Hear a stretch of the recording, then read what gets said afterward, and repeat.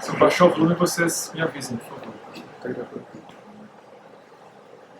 A gente está iniciando hoje uma atividade que vai até domingo meio-dia, que, no sentido assim, mais prático, ela diz respeito a como que a gente pode pegar um pouco do que o budismo oferece, do que o budismo vem praticando há 2.600 anos, e a gente pode, de alguma maneira, ver isso em 2017 nas nossas vidas do jeito que ela está ocorrendo. Né? Então, esse é um super desafio, né? A gente pegar algo que aparentemente é super estranho, super antigo, e a gente conseguir ver isso acontecendo junto da nossa vida. Né? Então, esse é um diálogo que ele tem acontecido. O budismo no Ocidente ele é extremamente recente. Né? Ainda que os primeiros budistas, vamos dizer assim, tenham vindo junto daqueles que eram os japoneses, né? Os coreanos que vieram como imigrantes para o Brasil. O budismo vai surgir enquanto pessoas que vão realmente devotar suas vidas a praticar e avançar ali dentro muito recentemente. Então isso tem o quê? 20 anos, talvez, 30 anos no máximo, né? 40 anos mais ou menos, né? No caso do Brasil. É muito pouco tempo, né? Mas, por outro lado, a gente tem sido muito abençoado de ter tido a oportunidade de encontrar muitos professores que têm tido habilidade de conseguir traduzir isso. Né? Agora, a gente olhando assim, pode parecer que o budismo é alguma coisa externa, né? Ou seja, é muito fácil a gente olhar para o caminho espiritual como sendo alguma coisa, às vezes é um pouco como se fosse uma roupa, né?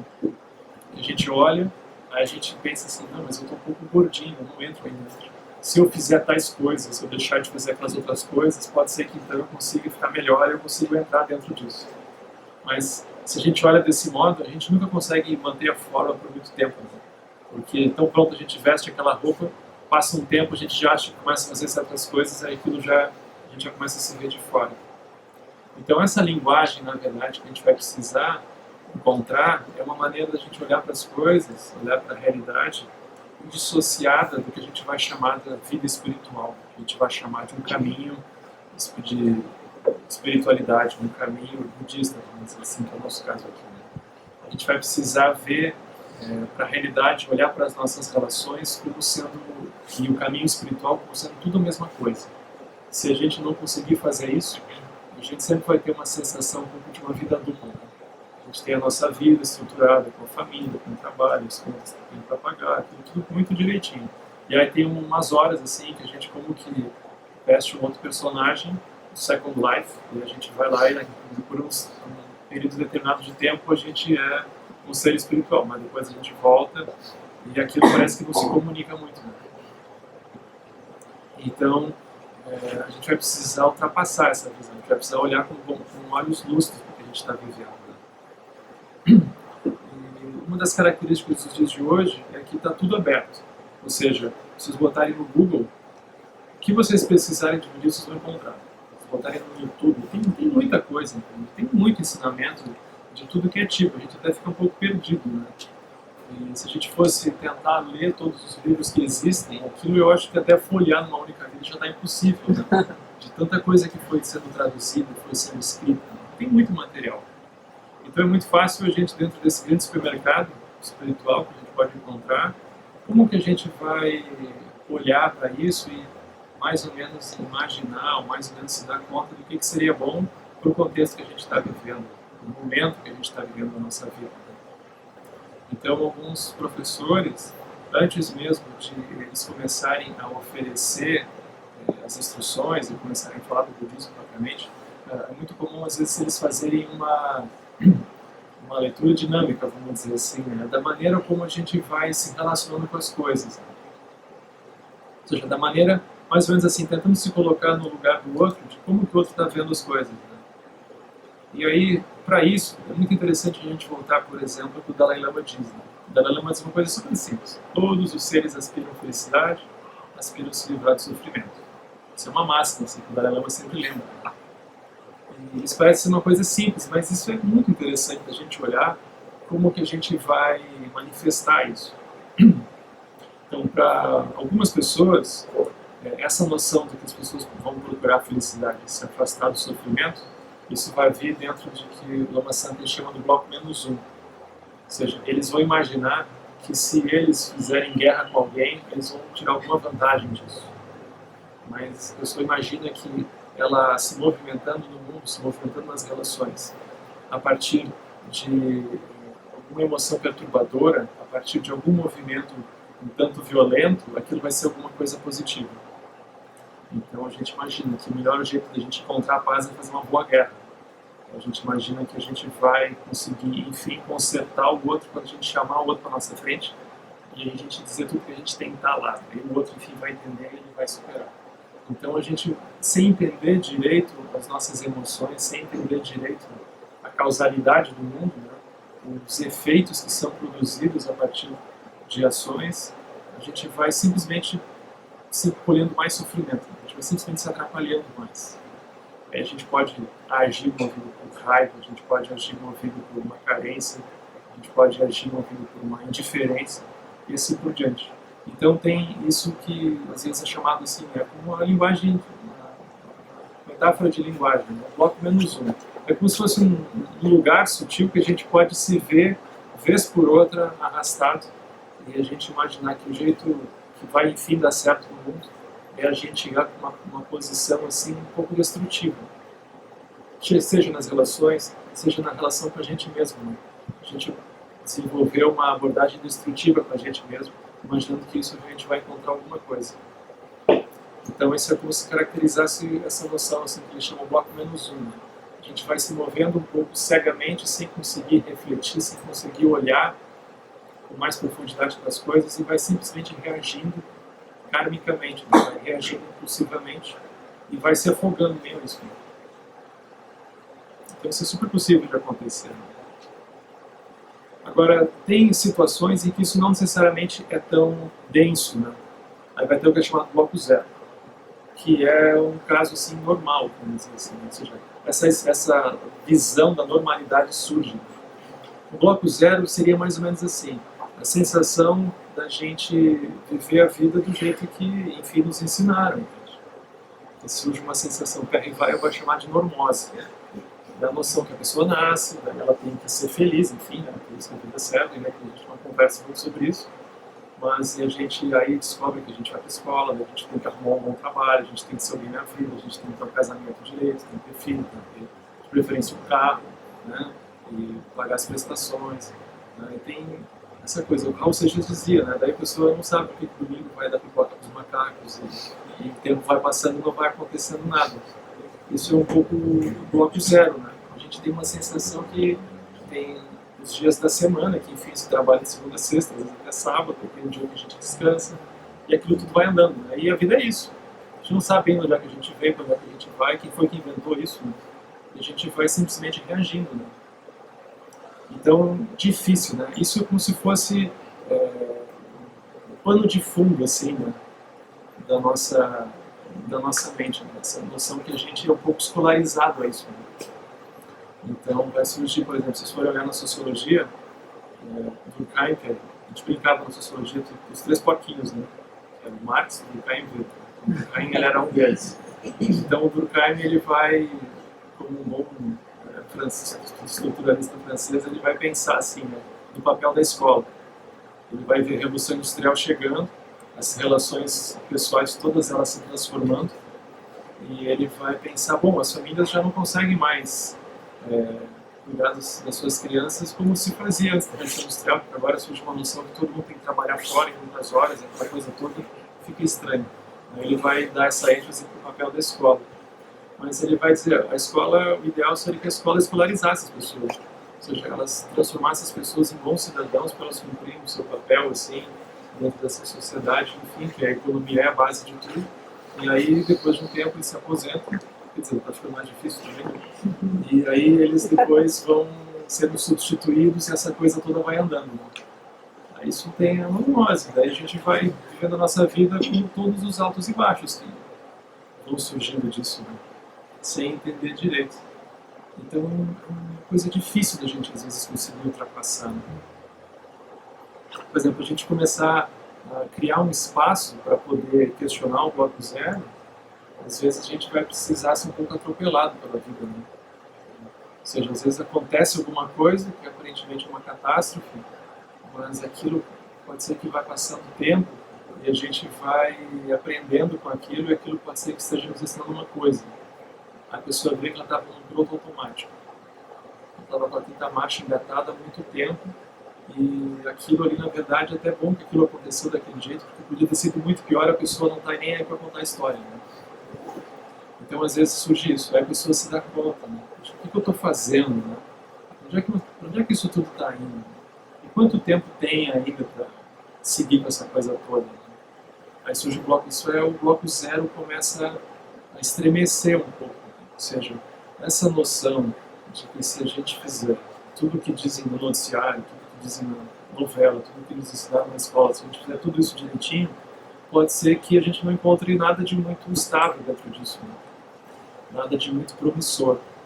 Aí começam a surgir essas reflexões do bloco zero. Ou seja, a gente vai encontrar situações, e isso sempre é um pouco chocante, situações em que a gente vai encontrar pessoas que aparentemente obteram tudo, o que, enfim, seria o normal, e ainda assim, depois que as pessoas encontraram tudo aquilo que aparentemente seria o normal, ainda assim essas pessoas não sentem que aquilo está completo. Ainda assim, parece que tem alguma coisa que está faltando, a gente nunca sabe bem onde é que é. Mas dentro do bloco zero, é muito fácil a gente simplesmente ficar ocupado. Então, essa possibilidade, essa capacidade de a gente conseguir parar para, de repente, se dar conta de que existe um mundo interno, que esse mundo interno ele opera, é difícil, né? A gente está sempre ocupado. A gente acorda e cada vez mais a gente vai vendo assim, a gente acorda e está sempre um pouco atrasado. Um dos sintomas dos dias de hoje é que está sempre todo mundo um pouco atrasado e todo mundo um pouco ocupado, né? Acho que nunca teve uma era que todo mundo esteve tão ocupado. Tu vai conversar com as pessoas, algumas vezes até um luxo de pessoa dizer que está ocupada, né? Que ela está se sentindo útil dentro de alguma coisa, né? Ela está se sentindo atribulada, ela tem um monte de coisa para fazer e aquilo vai indo, né? O tempo vai passando. Esse é o bloco zero. Então o bloco zero vai indo. Dentro do bloco zero pode ser que comecem a surgir momentos, né? Que a pessoa comece a se perguntar as coisas, né? Então esse é um momento interessante. Isso começa a introduzir o que a gente chama de bloco 1. O bloco 1, assim, a pessoa começa a se perguntar, né? O que será que tem? Né? Aí ela começa a pipocar para tudo que é lado. Ela começa a ver os vídeos do Carl Sagan, dos mistérios do universo. Ela começa a ler a filosofia maia, que ela descobriu que tem uma conexão oculta com as tradições tibetanas, né? E aí aquilo volta para alguma coisa. A pessoa começa a entrar para uma seara que ela vê que é muito vasta, né? Ou seja, a pessoa descobre que tem mais coisa, né? Aí isso seria o bloco 1. A pessoa começa a descobrir algumas outras coisas. Ela começa a descobrir que tem felicidade no meio disso, né?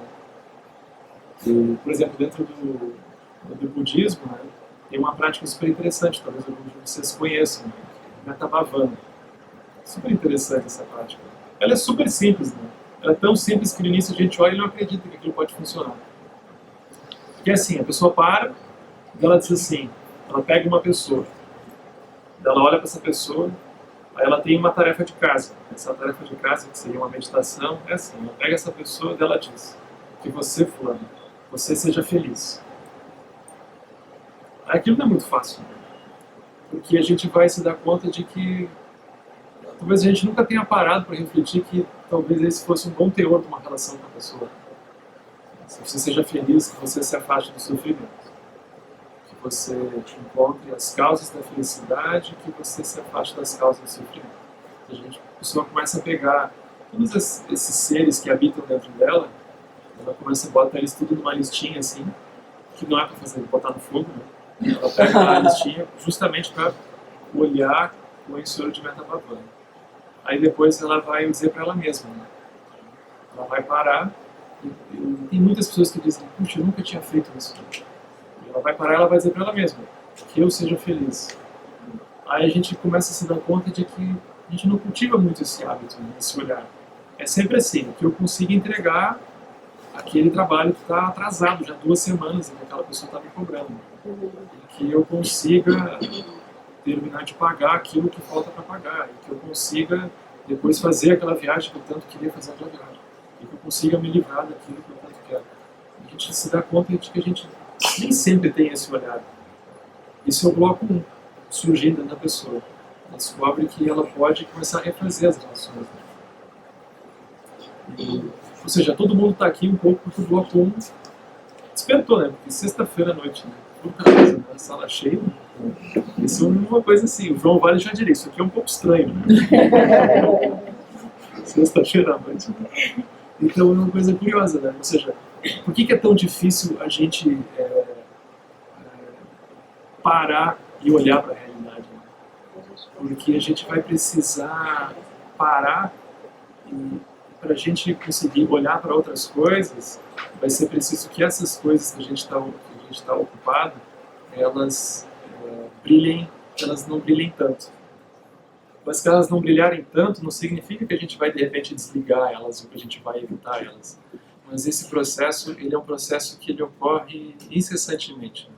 O Buda ele tem uma palavra para isso, uma expressão. O Buda dizia dukkha. Dukkha não tem uma tradução. Às vezes é traduzido como sofrimento, mas sofrimento não é uma tradução boa, porque para nós, assim, sofrimento é como se fosse uma coisa muito densa, né? A gente quando imagina, a gente olha para a nossa vida e pensa, eu não estou sofrendo, às vezes eu fico meio assim, sofrendo, parece às vezes uma coisa um pouco distante, né? Então o Buda ele vai dizer assim, na verdade, dukkha significa felicidade e sofrimento sempre juntos, ou seja, não tem nada que hoje nos pareça ser uma fonte de alegria, que amanhã depois não vire uma super dor de cabeça. Né? Então a gente vai olhando, né? Vocês observem, e isso ocorre das maneiras mais sutis. Vocês observem assim, a gente às vezes está num lugar, tipo sexta de noite, né? A gente está num lugar, e esse lugar tem muitas pessoas. Então a gente está lá, como quem não quer nada, né? De repente a gente encontra uma pessoa, que quando a gente olha para aquela pessoa, nota alguma coisa dentro. Pode ser que aquela pessoa também olhe de volta para nós. Aí a gente que está aparentemente solto lá dentro, né, a gente encontrou alguma coisa. Então a gente ainda conversa um pouco, aquele de vez em quando a gente dá uma olhada. Aí aquilo vai mais um pouco, a gente dá uma olhada. Aí a gente, sem perceber, pode ser que a gente se veja um pouco preso a estar vigiando o outro já. Por quê? Porque se de repente chega uma terceira pessoa perto dela, né, porque a gente ficou parado até ali só olhando, né? Aí chega uma outra pessoa lá e começa a gente já fica meio assim, né? Ou seja, rapidamente a gente se vê construindo coisas, preso àquilo, escolhendo as frustrações correspondentes. E isso acontece das maiores formas possíveis. Né? Ou seja, não teve ninguém que um dia não pensou em de repente fazer uma viagem com alguém e quando chegou no lugar da viagem, esse alguém começa a se mostrar de um outro jeito que a gente não imaginava. E aquilo vira um inferno na Terra. Não tem coisas que a gente não possa investir a nossa energia, que a gente não possa investir o nosso tempo, que enfim, quando aparentemente a gente consegue aquilo dá um trabalhão para manter, a gente descobre que é um trabalhão fazer a manutenção daquilo, e a gente daqui a pouco não vê a hora de se livrar daquilo. Então isso é dukkha, ou seja, não tem nada que não tenha muitos lados, eu não vou nem dizer assim, dois lados, não tem nada que não tenha muitos lados. Essa é um pouco a nossa realidade. Né? E esse processo, se a gente não cuida, ele pode ser um pouco como beber água salgada, né? Os mestres Tokuda-san dizia isso, né? O samsara é um pouco como beber água salgada, porque a gente nunca fica satisfeito, né? A gente bebe um pouco daquilo, e tanto que a gente bebe, a gente fica com mais sede, e mais sede a gente vai se intoxicando com aquilo, né? E nunca parece que vai, a vida vai chegando no meio do fim, a pessoa olha, não vê mais muita perspectiva, e não sabe bem o que ficou dali, né? O que a pessoa leva junto, né? E aí, para que serviu isso tudo? Né? Aí fica uma coisa um pouco estranha, né? Esse é o bloco 0, mais ou menos. Aí o bloco 1, a pessoa desperta, que ainda que ela possa, que há essa realidade toda, ela descobre que essa realidade toda está na dependência do mundo interno dela. Ou seja, ela pode ter uma liberdade da maneira que ela vai lidar com isso. Então ela descobre que a felicidade, se ela faz as coisas e ela está encontrando felicidade dentro daquilo, ela se sente apoiada. E aí a pessoa começa a refazer um pouco as suas prioridades. Ela começa, então, a rever os seus conceitos. Ela começa a pensar como que eu posso sonhar minha vida daqui para frente. Como que eu posso sonhar a partir de outros referenciais. Como que a gente pode fazer isso? A pessoa pode se sentir útil ali dentro. Então esse tema começa a surgir dentro da vida da pessoa. Isso é esse que a gente vai chamar de bloco 1. Então, se a gente vai, por exemplo, falar de meditação, é melhor que isso esteja acontecendo dentro da pessoa. Porque senão, a pessoa pode estar, por exemplo, né, não sei se vocês talvez tenham acompanhado, né, em 2004, por exemplo, quando começou a guerra do Iraque, 2003, por ali, houve um esforço do governo norte-americano de contratar professores de meditação para ensinar os soldados, para que eles, enfim, pudessem manter equilíbrio, né, na guerra, né, e acertarem a mira mais facilmente. Ou seja, dependendo da paisagem, a gente pode interpretar tudo ali dentro. Né? Então, quanto mais elevada for, ou pelo menos com a motivação que a gente estiver olhando para as coisas, melhor. Então, esse tema da meditação, se a gente estiver olhando para ele numa meditação, numa motivação, que a gente está procurando entender melhor o que está acontecendo, e como é que a gente pode aliar isso ao tema não só da felicidade, mas também ao tema da compaixão, vai ficar bem melhor. Porque a gente vai se sentir apoiado, né? É uma coisa um pouco mágica, assim, sabe?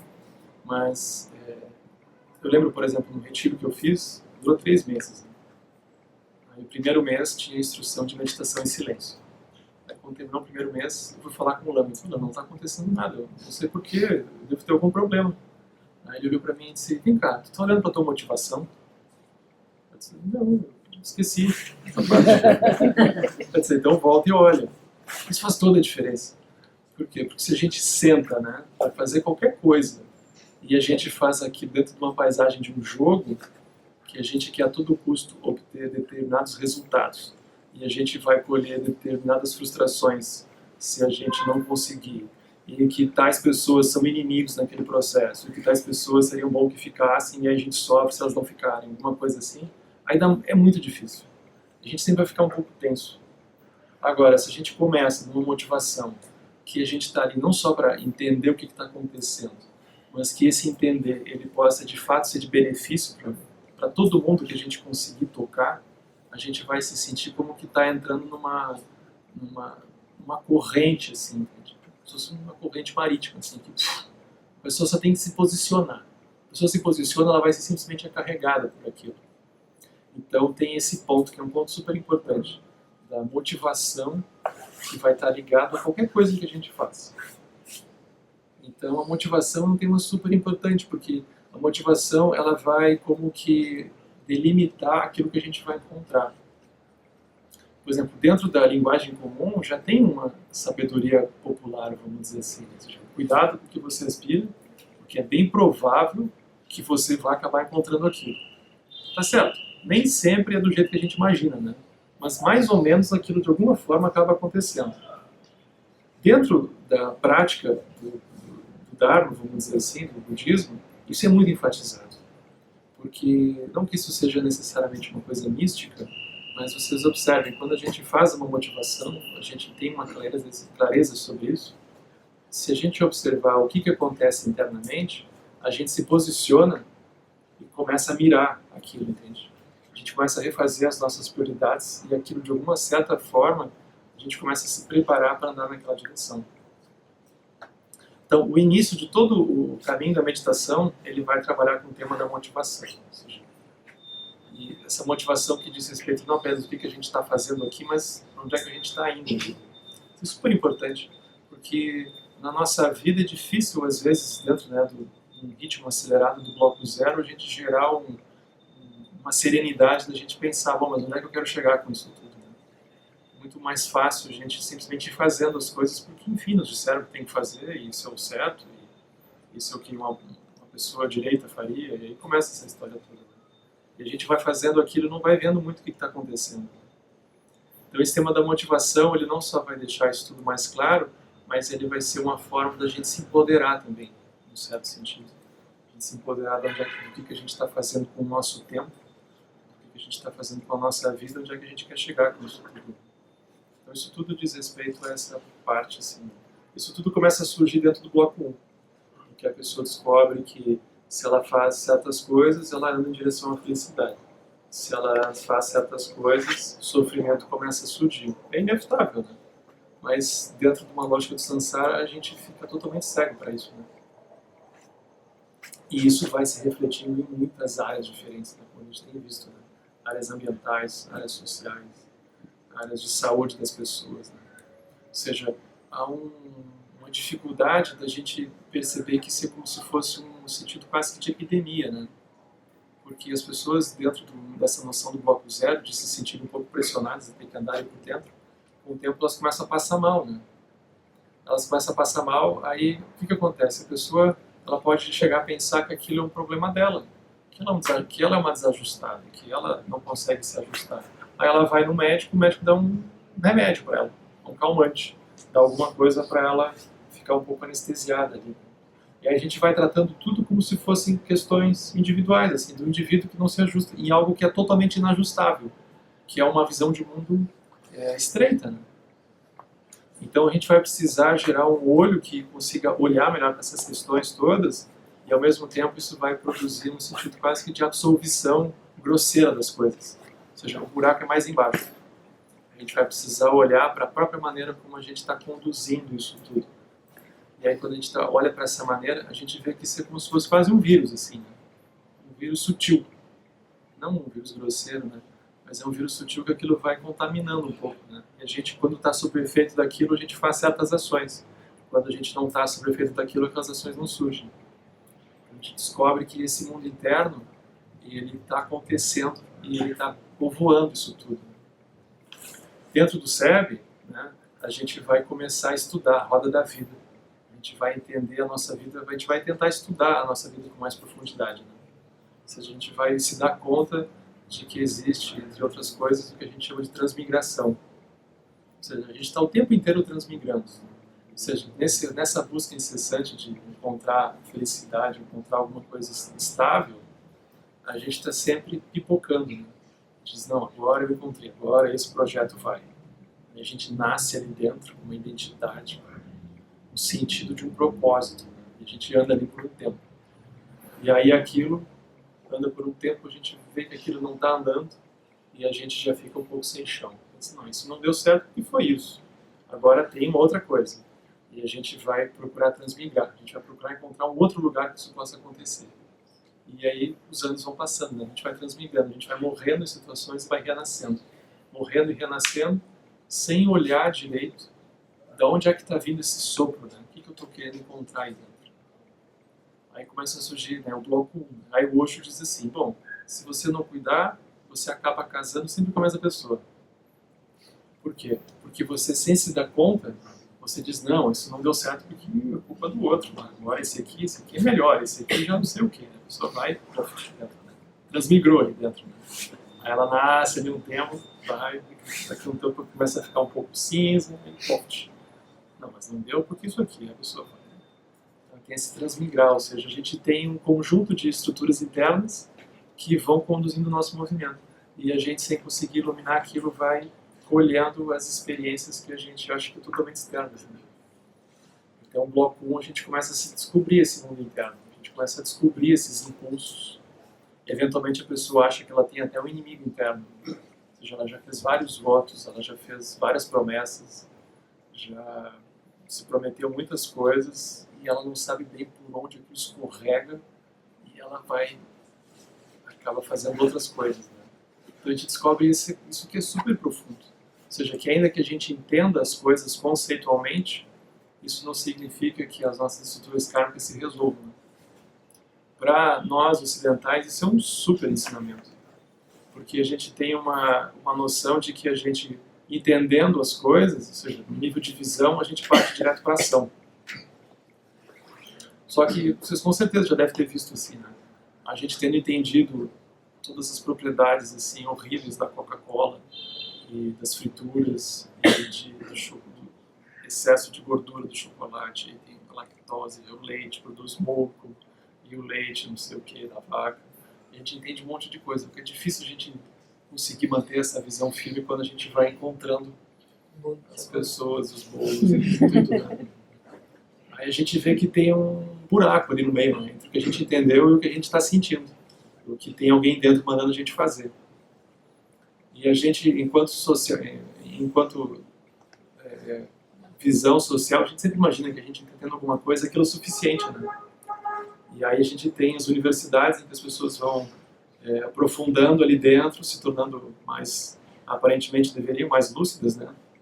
E a gente não entende como que, ainda que essas pessoas tenham feito não sei quantos pós-doutorado, aquilo, aí você olha para a pessoa está com uma série de questões não resolvidas, ela não sabe bem por que isso, por que aquilo, e não necessariamente essas pessoas são bons exemplos, né? Eu nunca me esqueço de uma pessoa que eu conheci, que ela tinha feito um doutorado em filosofia, tinha estudado o tema da ética em filosofia. Aí um dia eu estava lá, vi a pessoa estacionou o carro num lugar, não sei bem o que, aí passou, atravessou a rua, xingou fulano, aquilo tudo foi indo, né? Tinha doutorado em ética. Aí a gente fica com essas contradições, né?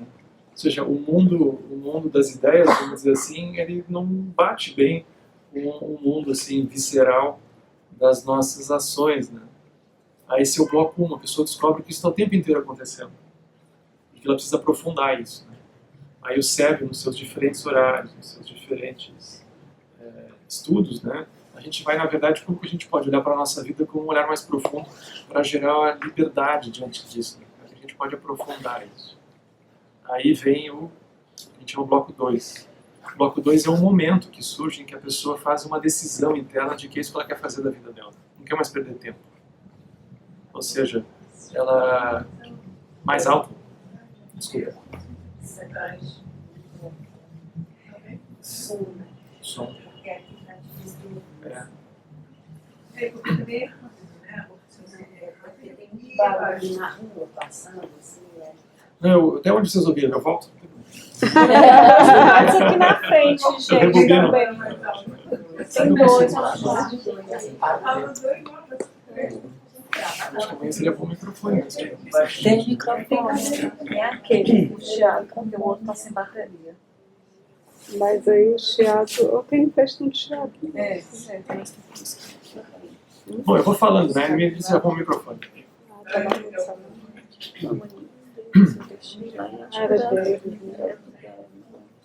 Aí tem essa parte do bloco 2, vocês... Pode fazer pergunta ou deixa pro final? Não pode fazer, vamos fazendo. Eu vou até o 4, mas aí depois eu volto. Quando surge o bloco 2, é uma decisão que a pessoa toma ou é uma coisa... vem de fora para dentro ou de dentro para fora? Não, vem de dentro para fora. Porque a gente já fez várias decisões, né? O ponto não é a decisão, o ponto é que ele vem de dentro, né? Porque, por exemplo, a gente pode fazer decisão, a pessoa diz, não, eu estou decidida a fazer um retiro. É isso que eu quero, eu não quero mais perder tempo. Chega, adeus mundo cruel. Aí ela diz, não, tchau pra tudo, fecha a conta no Facebook. Né? As coisas horríveis assim. Né? Mas não, agora eu vou.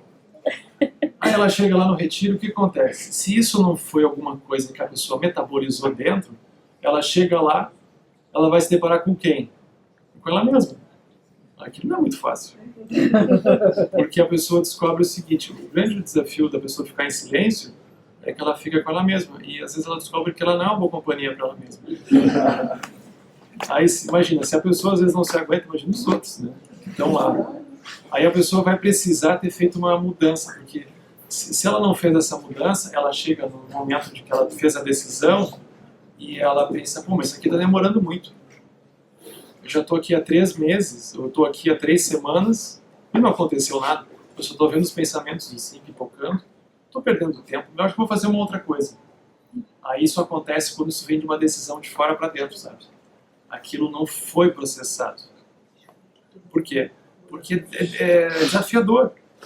Por exemplo, uma das coisas mais incríveis que acontece quando a pessoa retira a sua mobilidade de estar o tempo inteiro, ela retira a sua mobilidade de estar o tempo inteiro articulando coisas, né, que é o movimento do Sansara, ela descobre que ela começa a murchar. Aí, por que ela murcha? Porque aquilo fica meio sem graça, né? A pessoa pensa, pô, não tem uma televisão aqui, tem um celular, não tem nada. Ou seja, ela vai ter um super desafio de conseguir manter uma estabilidade sem precisar depender de ninguém. E ela descobre uma coisa super interessante que, se a gente está sempre ocupado, a gente não consegue perceber, que é o fato de que todos nós somos extremamente monotemáticos. Ou seja, a quantidade de coisas que a gente se ocupa é muito pequena. Por exemplo, a pessoa está em retiro, ela descobre que a mente dela, ao longo de semanas, ela se dá conta, gira ao redor de três coisas, assim, 2 ou 3 coisas. As pessoas, geralmente, né? As pessoas pensam em sexo, elas pensam em coisas que elas querem comer, ou elas pensam em alguma coisa do trabalho, ou elas pensam em alguma coisa da família. Elas ficam assim, né? 1, 2, 3. 1, 2, 3. Aí fica 3, 2, 1. 1, 3, 2. Aí você fica só 1, 1, 1, 1. Aí ela vai ali, né? Porque isso era um pouco o que a pessoa vinha fazendo. Ainda que ela tivesse exposta a uma série de coisas, a mente dela girava ao redor disso. Não, isso não é uma questão assim, é certo ou errado, é puro ou impuro. Não é essa a questão. A questão é a amplidão da visão. Esse é um ponto. Porque vocês observem assim, quanto mais estreita for a visão, maior a possibilidade da pessoa encontrar sofrimento ali dentro. Porque o universo da pessoa é pequeno. Quanto mais estreita a visão, maior a possibilidade de sofrimento. Porque a pessoa tem poucas coisas com as quais ela se ocupa. E essas poucas coisas, elas dominam completamente a sensação do viver da pessoa. Aí quando tu retira aquilo, é como se a pessoa morresse junto. Ela tem esse desafio. Então, ou seja, quanto mais amplo for o olhar da pessoa, maior vai ser essa maleabilidade da visão da pessoa de alcançar. No caso dos bodhisattvas, eles estão o tempo inteiro pensando em como beneficiar os seres. Não tem como ter depressão dentro disso, porque aquilo alcança os confins do universo, né? Então, esse é um ponto importante. Então, para a gente poder realmente entrar em bloco 2 e aproveitar, a gente vai ter que ter gerado, a gente vai ter que estar entendendo a nossa vida. Mas também é sempre melhor que quando a pessoa começa a entrar em bloco 2, ou seja, ela quer aprofundar, que a pessoa nunca faça movimentos drásticos. Não, a pessoa agora eu vou pedir divórcio, vou abandonar meus filhos, vou vender meu carro, vou pedir demissão. Isso nunca é recomendado. Porque é sempre um processo da pessoa gerar méritos, entende? O que vai fazer a pessoa fazer o bloco 2 acontecer, ela tem que gerar méritos. Gerar méritos é assim, a gente precisa entender que o que nos sustenta é a capacidade nossa de trazer benefício aos seres. Isso que nos sustenta. Se a gente não faz isso, a gente entra em depressão. A gente se sente inútil. E esse movimento, que a gente vai chamar de dar um sentido amplo, ele vai, ao mesmo tempo, ele vai sustentar a pessoa para poder fazer práticas. Porque a pessoa, quando começa a querer aprofundar, ela naturalmente começa a entrar num processo de simplificar um pouco a sua vida. Porque a pessoa descobre, bom, mas por que eu tenho que estar preocupando com o meu carro, eu tenho um carro do fulano, eu tenho outro carro do ciclano, eu tenho aquela moto, eu tenho aquele apartamento, eu tenho aquele outro, aquela pessoa tem um monte de coisa que dá um trabalhão, porque ela tem todas as coisas que a gente tem que ter um fiozinho ligado, que tem que estar controlando se aquilo está mais ou menos assim, se aquilo está inteiro, se aquilo não está. A pessoa, quando começa a chegar nesse ponto de querer aprofundar, ela naturalmente vai simplificando a vida por uma alegria. É mais ou menos assim, a pessoa começa a comprar a vida de volta. Começa a comprar o tempo da vida de volta. Isso vai alegrando a pessoa. E esse é um ponto crucial para a gente poder realmente aprofundar. A gente simplificando a vida, mas com uma alegria, entende? Uma alegria da gente estar preenchendo o tempo com isso. Então, o melhor termômetro para a pessoa andar é a pessoa andar por alegria. Ou seja, o caminho ele não deveria ser alguma coisa pesada, alguma coisa de disciplina, né? Porque dentro da nossa visão é muito fácil a gente fazer as coisas por disciplina. Fazer porque tem que ser feito, porque alguém tem que fazer. Então aquilo sempre acaba surgindo um pouco uma noção de um herói, que no fim chega e atravessa, assim, como se fosse um gladiador espiritual, que derruba todos os inimigos, e ele chega lá e bota a bandeira, assim, uma coisa meio americana, assim, né?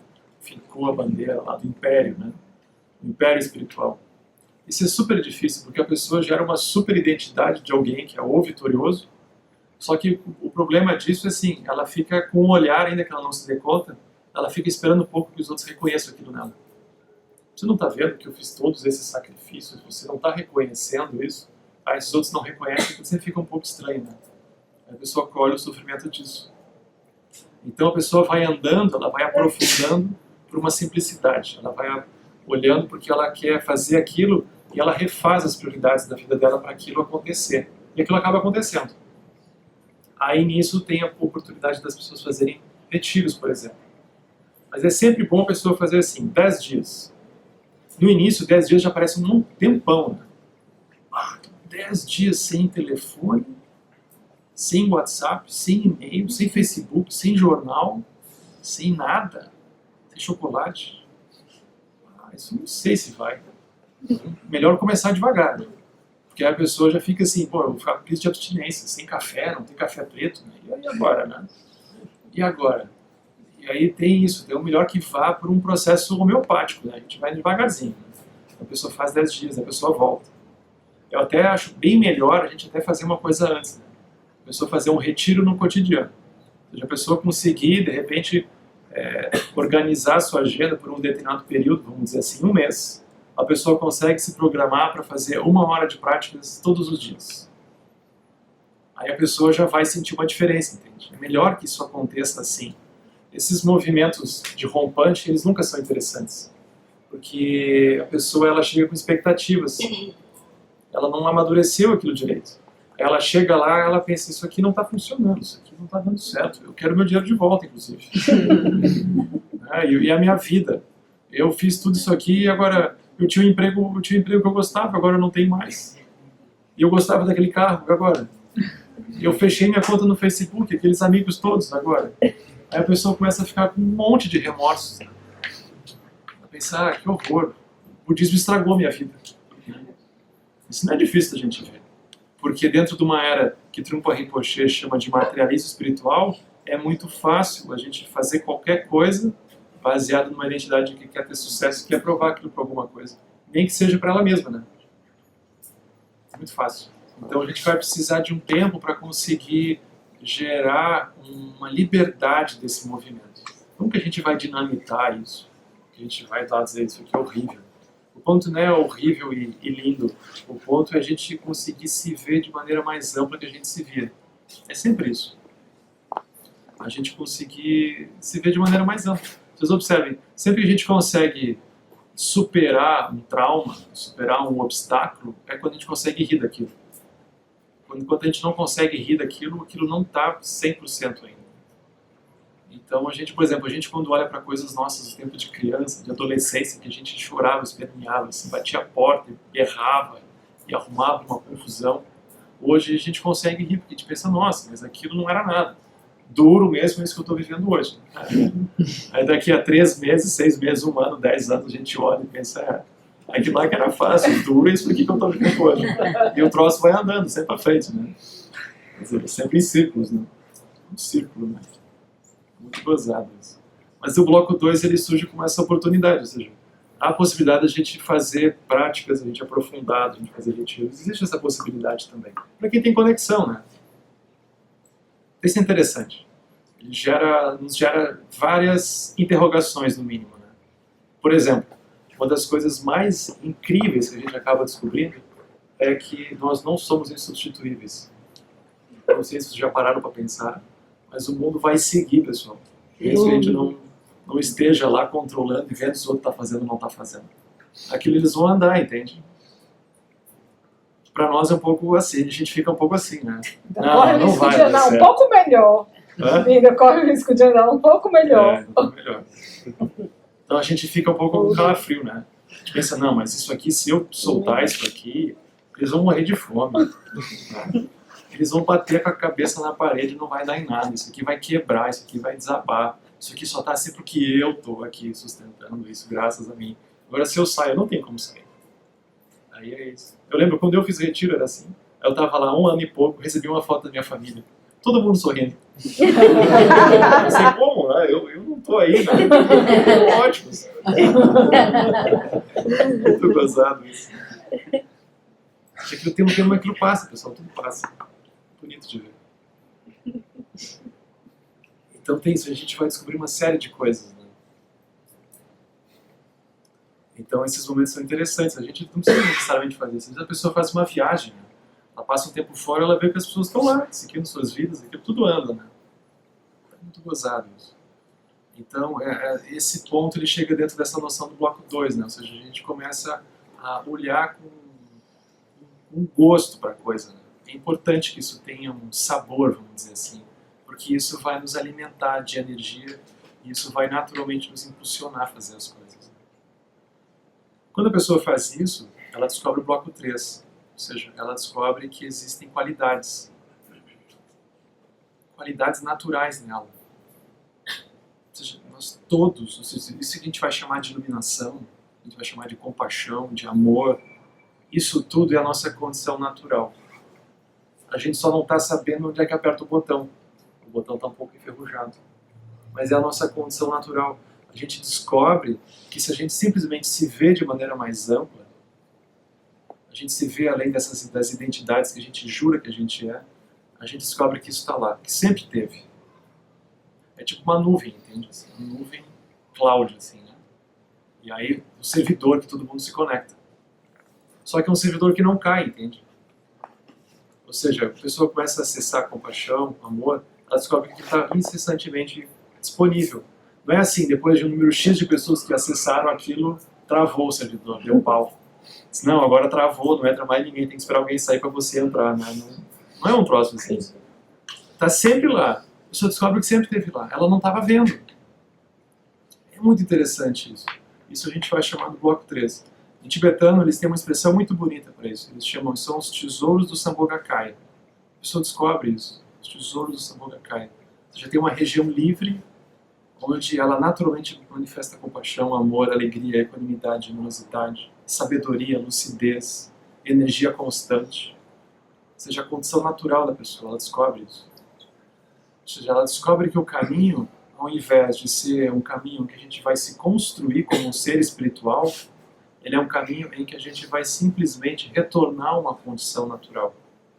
A gente não vai se construir como algo que... Essa noção de se construir, ela é sempre problemática, porque algo que se constrói cai, né? Pode ser derrubado, tem que ser sustentado. Uma confusão dentro disso. O caminho todo, ele é um caminho de simplesmente retornar, simplesmente reconhecer, melhor a expressão é essa, reconhecer essa condição natural, que sempre esteve aí.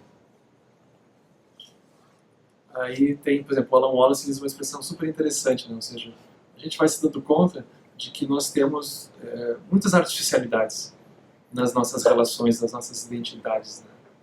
Aí ele diz, nessa visão do caminho como sendo simplesmente desnudar a nossa condição natural, o caminho é como se fosse um pouco um processo de striptease. Porque a pessoa vai simplesmente tirando tudo aquilo que é artificial.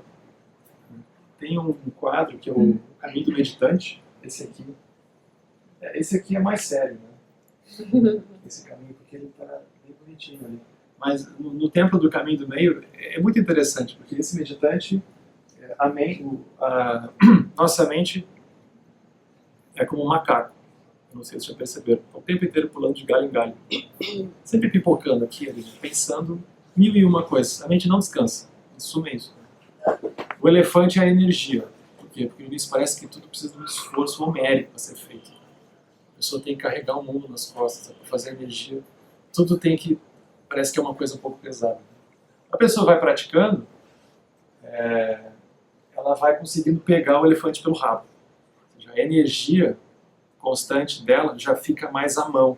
Ela não fica assim, necessariamente, tendo que tomar café para estar acordado, chimarrão, ou ter que estar comendo chocolate, ou ter que estar fazendo alguma coisa para a energia aparecer. Ela descobre como ela, simplesmente reconhecendo essa condição natural, isso ela simplesmente acessa.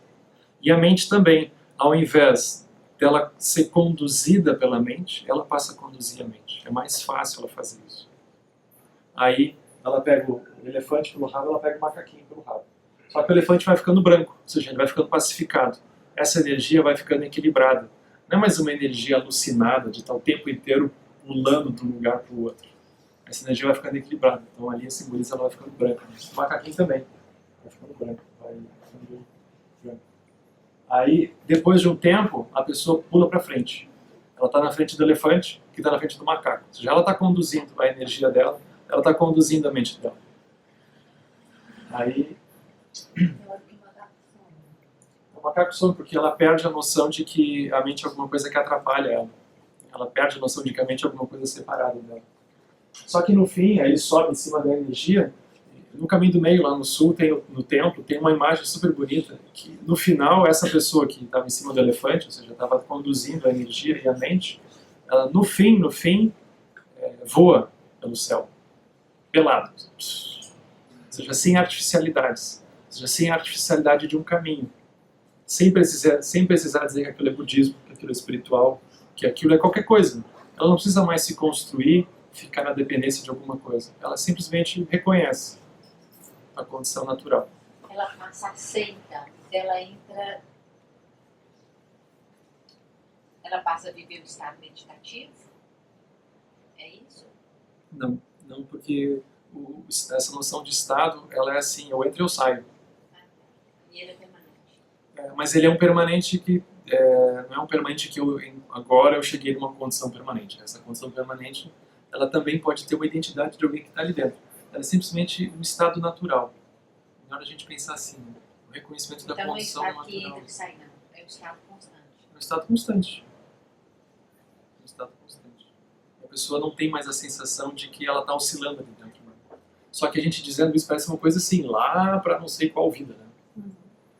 Aí essas são visões interessantes do budismo. Então tem uma visão das coisas que é isso que a gente chama de Sutrayana. Assim, nós estamos aqui, nós somos seres confusos e a gente faz meditação para um dia atingir a iluminação. É como se fosse assim, ó, a espiritualidade é prestação. Né? A gente todo mês paga um pouquinho e a iluminação, a gente faz um consórcio da iluminação, né? E no final, se tudo der certo, a gente vai ser contemplado no leasing, né, da iluminação. Né? Então aquilo é um pouco estranho, porque parece que vem como resultado de alguma coisa, né? Então tem isso que é o Tantrayana. O Tantrayana é assim, a gente vai ser desafiado, vai ser colocado a gente ter um flash daquilo. Aí isso que seria o final, a gente puxa para o caminho. A gente puxa para o agora. A pessoa ela vai estudando, ela vai contemplando, ela vai meditando, e aí ela vai sendo desafiada a reconhecer isso, nem que seja por um instante. Esse que uma vez foi apenas um instante, depois são 2 instantes. E ela vai trazendo isso como algo para a prática. Ou seja, a gente pega isso que seria lá na frente e tenta trazer isso para agora, para o presente. Porque isso já é a condição. A iluminação, ela não é assim, produto do budismo. Ela é o reconhecimento de uma condição natural de nós mesmos. Né? Então, no bloco 3, a pessoa vai descobrindo essas qualidades. Ela descobre compaixão, ela descobre energia constante, ela descobre um monte de coisas. Esse é o bloco 3. Aí tem o bloco 4. O bloco 4 é o quê? A pessoa ela passa a agir no mundo a partir disso. Ela passa a se mover a partir desses referenciais. Então, ela não está mais simplesmente se movendo para buscar a felicidade e se afastar do sofrimento. Não, só uma pergunta. No caso, a pessoa pode oscilar assim, entre o bloco 2 e 3, por exemplo. Já ter aprofundado um pouco e aí já descobrir algumas qualidades, por exemplo, né? E aí voltar... Isso tem uma oscilação, uma figura assim, de linguagem aqui, né? Porque não é assim, né? Tem um bloco 1, aí a gente entra e diz assim, tchau pessoal. Vocês ainda estão na quarta série. Eu cheguei no 1, mas agora eu fico olhando meio chupando o dedo para os que estão lá no 2 para ver se eu chego. Acho que são características predominantes, né? E meio que... São condições, por exemplo, às vezes a gente está lá no meio do trânsito, está no meio do dia, ou encontra uma pessoa que é alguma coisa, a gente vai lá e quer esganar a pessoa, entende? A gente imagina que esganando a pessoa a gente vai, enfim, encontrar alguma coisa, vai resolver aquilo. Né? Então, são estados que a gente pode ser arrastado. Não tem pessoas que estão lá firmemente, não firmemente no outro. Né? A gente vê que a gente vai transitar por dentro disso. Né? Isso aqui é como se fosse um pouco uma alegoria para a gente se ver dentro de um contexto mais amplo, né? De tudo que pode acontecer. São movimentos, então. São movimentos. A gente pode se dar conta de que tem momentos da nossa vida que a gente está lá, bloco menos 1, alta tensão, né? Brincando, discutindo, chutando, quebrando, arrebentando. Né? Aí tem outros que a gente não. A gente está lá, a gente acorda de manhã, toma café, lê o jornal, vai fazer alguma coisa, volta, aqui, passa um dia, passa 2, passa um ano, passa 2. Pode ser que não aconteça muita coisa. Aí no meio disso tem toda a impermanência, né? Que é uma outra coisa que acontece de vez em quando, ou seja, aquilo tudo que não estava programado acontece. É a impermanência no bloco 0. Né? Aí tem o bloco 1, que é uma possibilidade da gente descobrir outras coisas. A gente conseguir olhar e ver outras coisas. Mas estão aí. É o retiro, O bloco 1.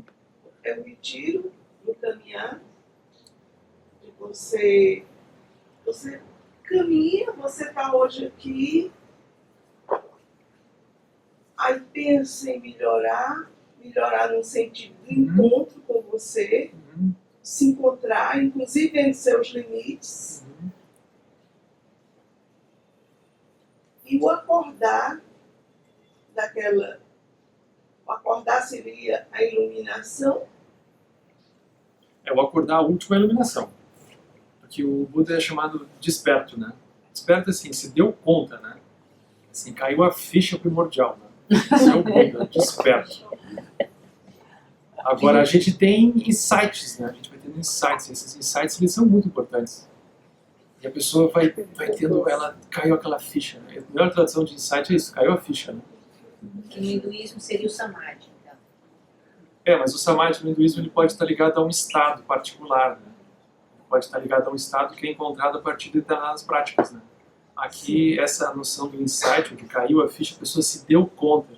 Ela se deu conta de que ela tinha um padrão de sempre buscar alguma coisa. Uau, é verdade, como é que eu não me dei conta? Estou com tantos anos, me dei conta que eu sempre tive esse padrão de quando eu olho para o fulano, eu tento fazer aquilo, para ver se o outro faz aquilo outro. A pessoa descobre isso. É incrível isso. Isso caiu a ficha. Esse caiu a ficha. Então é outra situação do que o samadhi. O samadhi está ligado a uma coisa específica que é Um estado. o estado da meditação. Aqui nós estamos vendo outras coisas. Aqui no sentido da gente ter essa noção do cair a ficha, assim, a pessoa está em meio à sua vida cotidiana. Cair a ficha aí um pouquinho mais. Por exemplo, a pessoa, vamos dizer que a pessoa chega um dia, descobre o budismo, né? Ela vai lá, o Buda fala, todas as coisas são impermanentes. É verdade! Como é que eu nunca tinha me dado conta? Aí a pessoa descobre que ela não só aquilo é o óbvio, mas ela descobre que ela já tinha uma intuiçãozinha. E que todo mundo tem uma intuiçãozinha de impermanência. Porque todo mundo tem um pouco a preocupação em passar num concurso, ou uma preocupaçãozinha em encontrar alguma coisa que aquilo sim vai ser coisa estável. Tem uma consciência maior? A pessoa se vê de maneira mais ampla. Porque quando eu digo uma consciência maior, pode ser que agora a minha consciência elevada, aquilo, a gente cristalize em um ser consciente, né? Isso é sabedoria. Isso é o início da sabedoria. O ponto do budismo, ele vai despessoalizar. Despessoalizar por quê? Porque a gente tem sempre a sensação de que aquilo está confinado em seres concretos que estão dando numa direção. E o budismo ele vai revelar que a realidade toda ela é plástica. Ela é plástica. Então o caminho, às vezes a gente fica um pouco assim, a gente quer pegar e não consegue, né? Porque se a pessoa dizer, eu peguei, agora eu descobri. Aí o que acontece? Ela surge como alguém que pegou e descobriu, os outros estão lá presos, coitados. Ninguém tá vendo nada. É muito fácil a gente criar a noção de céu e inferno, tendo nós, claro, os iluminados, né? Aí tem os budistas, que claro, esses sim são os que meditam, então o bloco 2, estão lá na frente. Né? Aí é muito fácil a gente transformar qualquer coisa em confusão. Então o budismo ele vai trabalhar sempre dessa noção, né? A gente vai iluminando as coisas, né?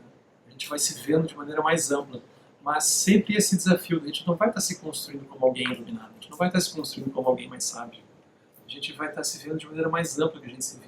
Esse é o nosso desafio. Né? Sempre isso. Por exemplo, a compaixão ela surge disso. A compaixão ela surge da gente conseguir ver a nós mesmos e os outros de maneira mais ampla do que a gente se via. Por quê? Porque sempre que a gente não consegue manifestar compaixão, é porque a gente está vendo aquilo como sólido, como concreto, como externo, como separado e não tem nada para fazer. Aí quando a pessoa consegue ver aquilo de forma mais ampla, a compaixão é possível. Então o desafio sempre é esse. E não é assim, nós vamos nos construir agora como seres iluminados budistas compassivos. Né? A gente vai recuar. É sempre esse processo de recuo. Eu ouvi a Márcia Baja falando uma vez que existe essa natureza primordial e a meditação ela ajuda... Tá pedindo para falar mais alto. Eu ouvi a Márcia Baja falando uma vez que existe essa natureza primordial e que a meditação ela ajuda você a tirar tudo que não é você. Que no final você vai encontrar o que você é de verdade. Isso, é por aí. Sim, ele está dizendo que, eu vou repetir, né? Ele está dizendo que eu vi uma vez a Márcia Baja dizendo que a nossa essência é a natureza primordial. E que o caminho é a gente simplesmente removendo tudo aquilo que a gente pensa que é, mas no fundo a gente descobre que não é. Aí o que a gente vai encontrar mesmo é isso, que é o nosso silêncio, vamos dizer. Agora, quando a gente diz isso, tem um probleminha às vezes, né? Porque pode a gente parecer que agora eu encontrei, achei, tá aqui. A gente quer tirar uma foto. Para publicar, para contar para os outros. Aí isso tem um aspecto de liberdade com relação ao processo também. Então se diz, o budismo ele é como um barco. É como? Um barco.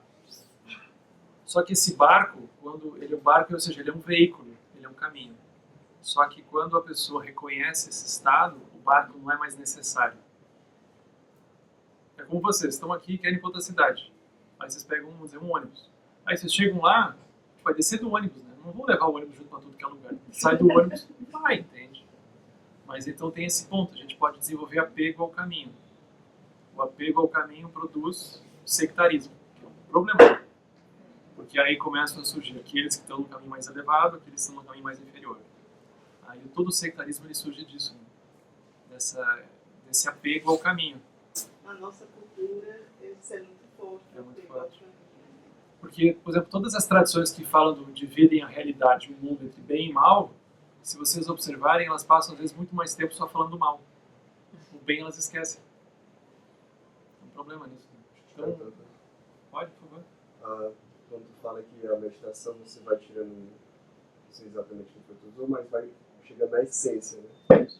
Eu fiquei pensando que essência seria essa? Uma essência humana ou uma essência divina?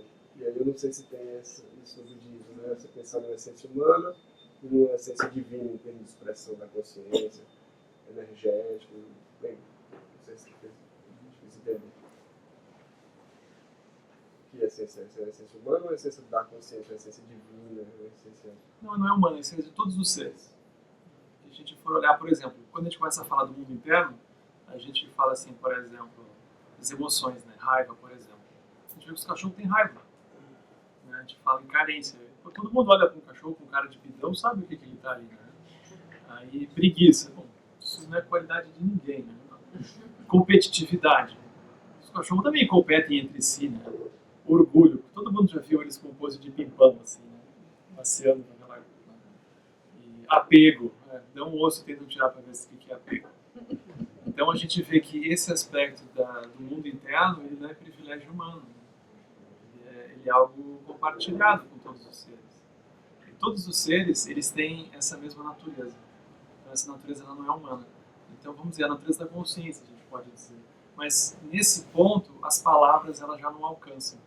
Porque as palavras elas estão no âmbito sempre no âmbito da dualidade. Ou seja, eu como um objeto olhando para alguma coisa eu como um observador olhando para alguma coisa separada de mim como um objeto.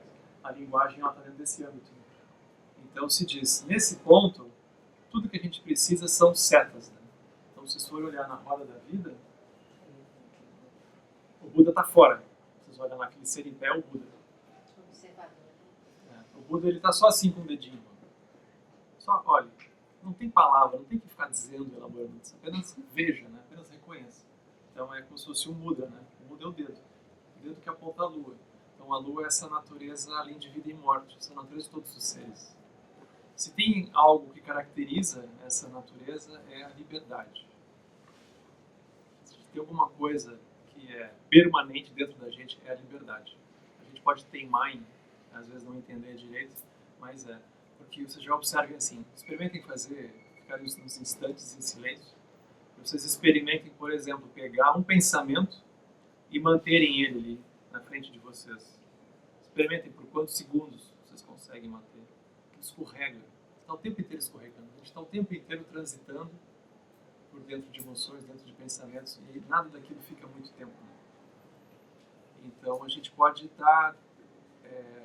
pode passar por um momento em que a gente está transitando por poucas coisas, mas depois aquilo passa E a gente como que renasce na própria vida para outra dimensão, que a gente vai fazendo outras coisas.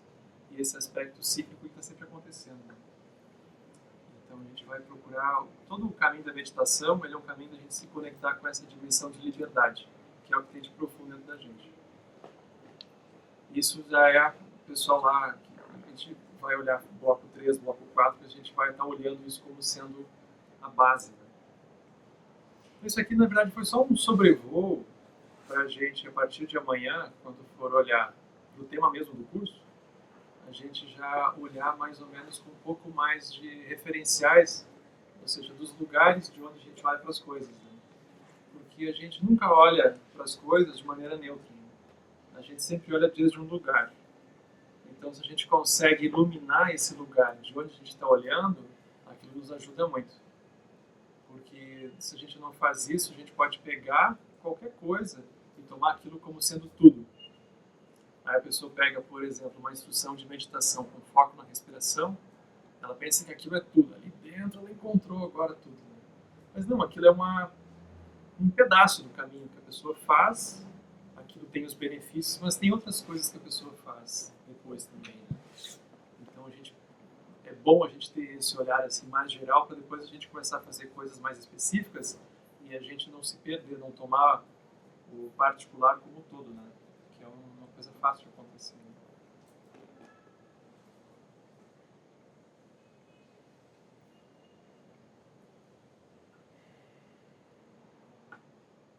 Mas a gente tem um tempo ainda para conversar.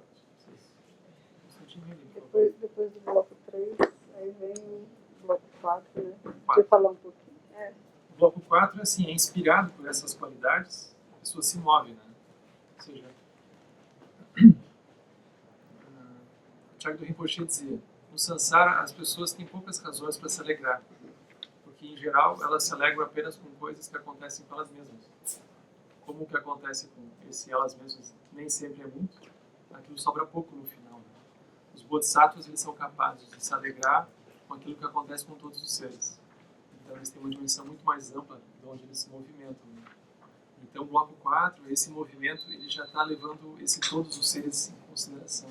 Porque a pessoa não só se dá conta de que ela não está sozinha, como ela se dá conta de que o que vai realmente produzir uma sensação de alegria, de felicidade, é ela conseguir entender os seres nos seus mundos e conseguir ajudá-los a partir desse ponto. Seu processo de liberdade. Esse é um processo de liberdade.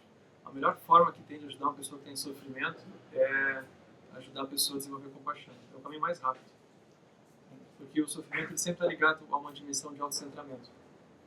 Aí quando a pessoa ela amplia a visão, que ela consegue olhar para o outro ser no contexto dele e ela desenvolve uma aproximação de conseguir querer ajudar o outro, aí ela automaticamente sai daquele lugar estreito que ela estava. Mas assim, ela pode facilmente voltar de novo, né? Ela pode, esse é o caminho, né? Por isso que é um sai treinamento. Sansara, né? Vê, pratica compaixão, sei lá, e daqui a pouco tá dentro de novo. É. Até logo depois, né? Assim, tá feliz pelo outro, mas triste por mim. Aí, tipo, acaba. É. Mas o caminho é esse, né? Porque a gente não... Por exemplo, às vezes a gente esquece de quanto tempo que a gente andou sustentando os hábitos que hoje a gente manifesta, né? A gente não fez isso do dia para a noite, né? Um tempão isso, né? Então a gente leva um tempo até encontrar e a gente começar a praticar aquilo, a gente começar a realmente ver aquilo acontecendo. Então a gente vai precisar ter uma paciência com a gente, né? E a gente não gerar expectativas, né? Porque é muito fácil a gente imaginar que agora a gente já não deveria estar sentindo tais coisas. Porque daí a pessoa ela tem dois sofrimentos. Ela tem o sofrimento de estar sentindo aquilo e tem o sofrimento adicional que ela não precisaria, que é o fato de ela imaginar que ela não deveria estar sentindo. Ela sofre duas vezes. Então esse outro a gente evita, né? Então melhor a gente não se cobrar. E talvez mais difícil, né? A gente não só cobrar da gente, não cobrar dos outros, né? É por isso que a gente cobra dos outros também. Com certeza. Com certeza. Também sempre uma coisa misturada, assim. Muita gente prefere a ignorância por isso, para não sofrer duas vezes. Assim. Eu tinha mania, as pessoas perguntam, como é que você está? Aí eu digo, eu estou caminhando, mas eu não tinha dimensão que caminhar é esse. Uhum. Hoje eu estou tendo mais, qual é a dimensão dos vários caminhados, né? Porque eu acho que são vários caminhos. Com certeza. Percorridos. Com certeza. Então, quando você sai do bloco... Só isso que eu descobri hoje, para mim, é de suma importância. Sabe? São vários os caminhos. E que eu, às vezes, nem sei que caminho eu estou percorrendo. Mas não tem muita importância, né? Então, quando você sai do bloco 0 e você passa pro bloco 1, você se encontra perdido em tudo que você acreditava no bloco 0, aí o caminho pra frente é você ir fazer esse caminho de volta pra essência.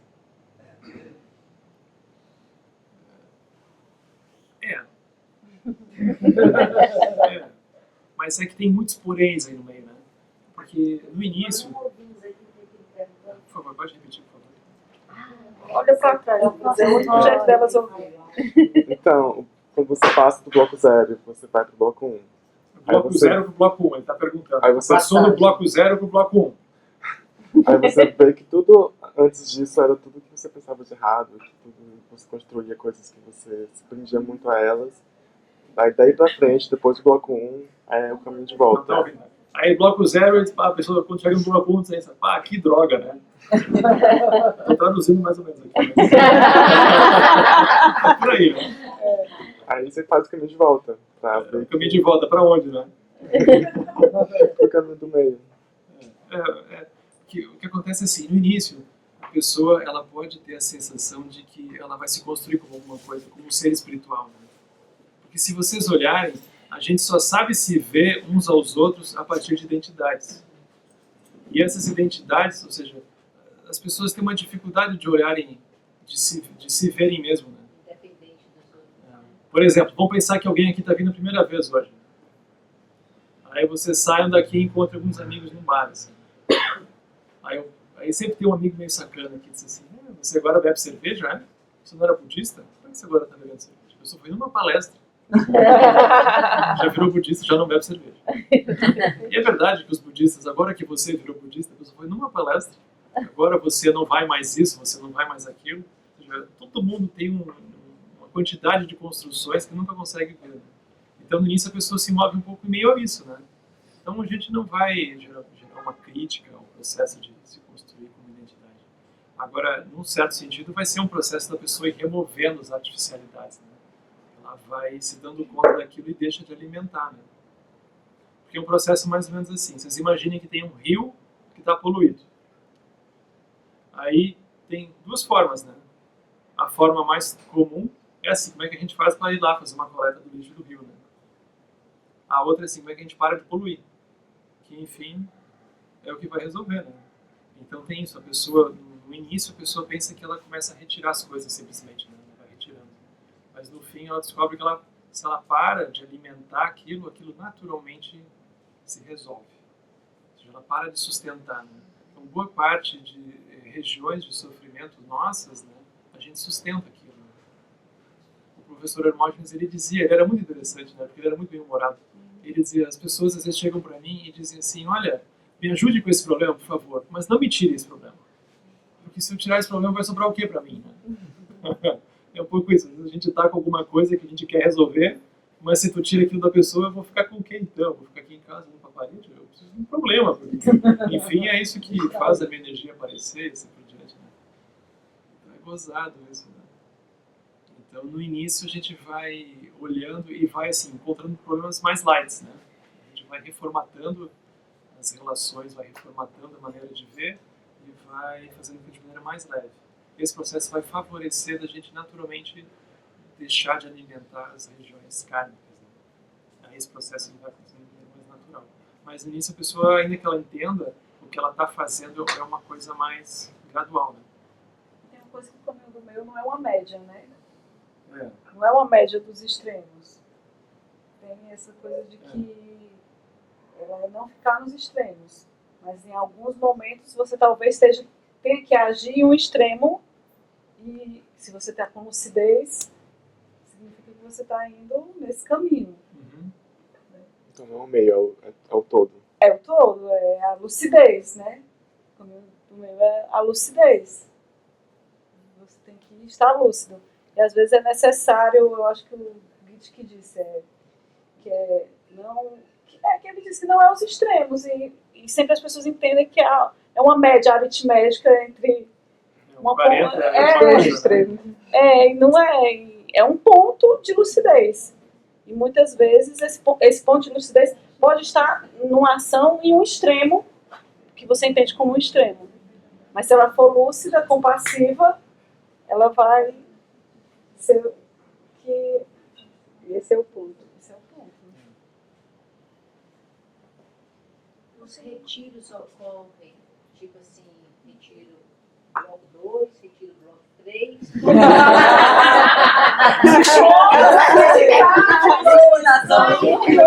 pergunta foi legal. Vamos aqui, né? Essa pergunta foi boa, que a gente fala assim, vamos ver então o retiro qual bloco a gente vai, né? Aí a gente conta o caminho um pouco, né? Mas como é que vocês fazem esse... Não, o bloco 3 é mais caro. Já cortou o caminho do bloco 2, você precisa fazer o bloco 2, já vai direto. Mas como é que é feito isso? Vocês fazem... A especialidade. Como que vocês apresentam? Como que são os retiros? Essa é uma pergunta bem interessante, né? Porque é muito comum a gente pensar que o retiro é uma espécie de fuga, né? Então, tá aí tudo desabando e você agora vai abandonar tudo, vai subir a montanha, vai ficar lá, né? Mas, na verdade, os retiros, eles são como se fossem plataformas de observação, sabe? Assim, é uma plataforma privilegiada de observação. Tipo assim, a gente tem aqui no deserto do Atacama, tem uma plataforma de observação astronômica, né? Os caras têm um super telescópio lá que eles observam as estrelas e tudo, porque é um local privilegiado. No deserto, não tem cidade, não tem iluminação artificial, não tem nada por perto, né? É elevado, assim, Mas isso é onde vocês fazem o retiro? Não, estou fazendo uma analogia aqui. Estou fazendo uma analogia. Esse é o bloco 5. A gente vai precisar, para a gente poder ver mais coisas, a gente vai precisar diminuir um pouco a nossa responsividade a coisas que a gente chama de mais urgente, né? Então, por exemplo, se a pessoa lá, a gente vai diminuir um pouco a necessidade da pessoa se ocupar com outras coisas para ela só fazer prática, né? Esse é o sentido externo do retiro. Mas o sentido interno é assim. No Sansara, a gente sempre pensa que a nossa energia vem das coisas. Então, se eu encontro tal pessoa, a minha energia vai desse jeito. Eu encontro aquela pessoa, a minha energia vai do outro jeito. Aí eu olho para aquela coisa que eu acabei de comprar, a minha energia fica assim. Eu olho para a minha conta do banco, a minha energia... Aí eu olho para o meu trabalho, a minha energia já não sei bem o que eu faço. Aí a nossa energia, elas parecem sempre vem das coisas, né? Aí o que acontece? Quando a pessoa chega em retiro, a primeira coisa que acontece é a monotonia. Você desliga tudo da tomada, na verdade não tem nem luz, e a pessoa está lá e ela vai precisar descobrir como que ela faz para a energia dela surgir de dentro, sem precisar manobrar nada. Essa é a grande jogada, né? Se a pessoa consegue fazer isso em meio ao seu cotidiano, você não precisa fazer retiro. Pois é, por exemplo, vou te dar meu exemplo só para eu entender. Gente, eu vou contar, não é contando vantagem, mas é a minha realidade. Eu moro em cima da duna de Canoa Quebrada. Perto do fim? Perto da duna. Vocês são bem-vindos, viu? Quem quiser ver. Televisão. Eu não tenho aparelho nenhum, então a gente vive do céu e do mar e do nosso jardim. Tem mais gente que mora lá? Meu marido só. E vocês são bem-vindos, é lindo, é abençoado. E o céu, né? Então, já há anos a gente tem esse estilo de vida. Só que tá meio, sei, meio parou. E então essa é a minha curiosidade de ir além mais no retiro. E aí como acontece? Aí, assim, para a pessoa fazer retiro, a pessoa vai precisar ter investigado um pouco o seu mundo interno. ela vai precisar ter investigado um pouco o seu Como é, mundo. Henrique? Ela vai precisar ter investigado um pouco o seu mundo interno. Esse investigar o mundo interno significa que a pessoa vai precisar ter se visto algumas vezes e ela vai precisar ter encontrado também maneiras dela lidar consigo mesma.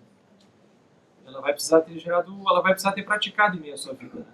Ou seja, ela vai precisar ter já feito práticas e ter ouvido e ter contemplado e ter feito práticas na sua vida. Ninguém entra direto em retiro, a pessoa sempre precisa de um tempo ali, né? E é melhor que a pessoa, quando entra em retiro, ela já sabe algumas práticas. Isso a gente já tem. Por isso que eu estou sem saber como que vocês manobram esse retiro. Como que eu posso, por exemplo, ter acesso a esse retiro. Dentro do SEB, aí tem o que a gente chama de programa de formação. O programa de formação é assim, são as pessoas que estão praticando, mas algumas delas pode ser que querem ir além, entende? Você já tem os horários, aqui no SEB tem os horários, né?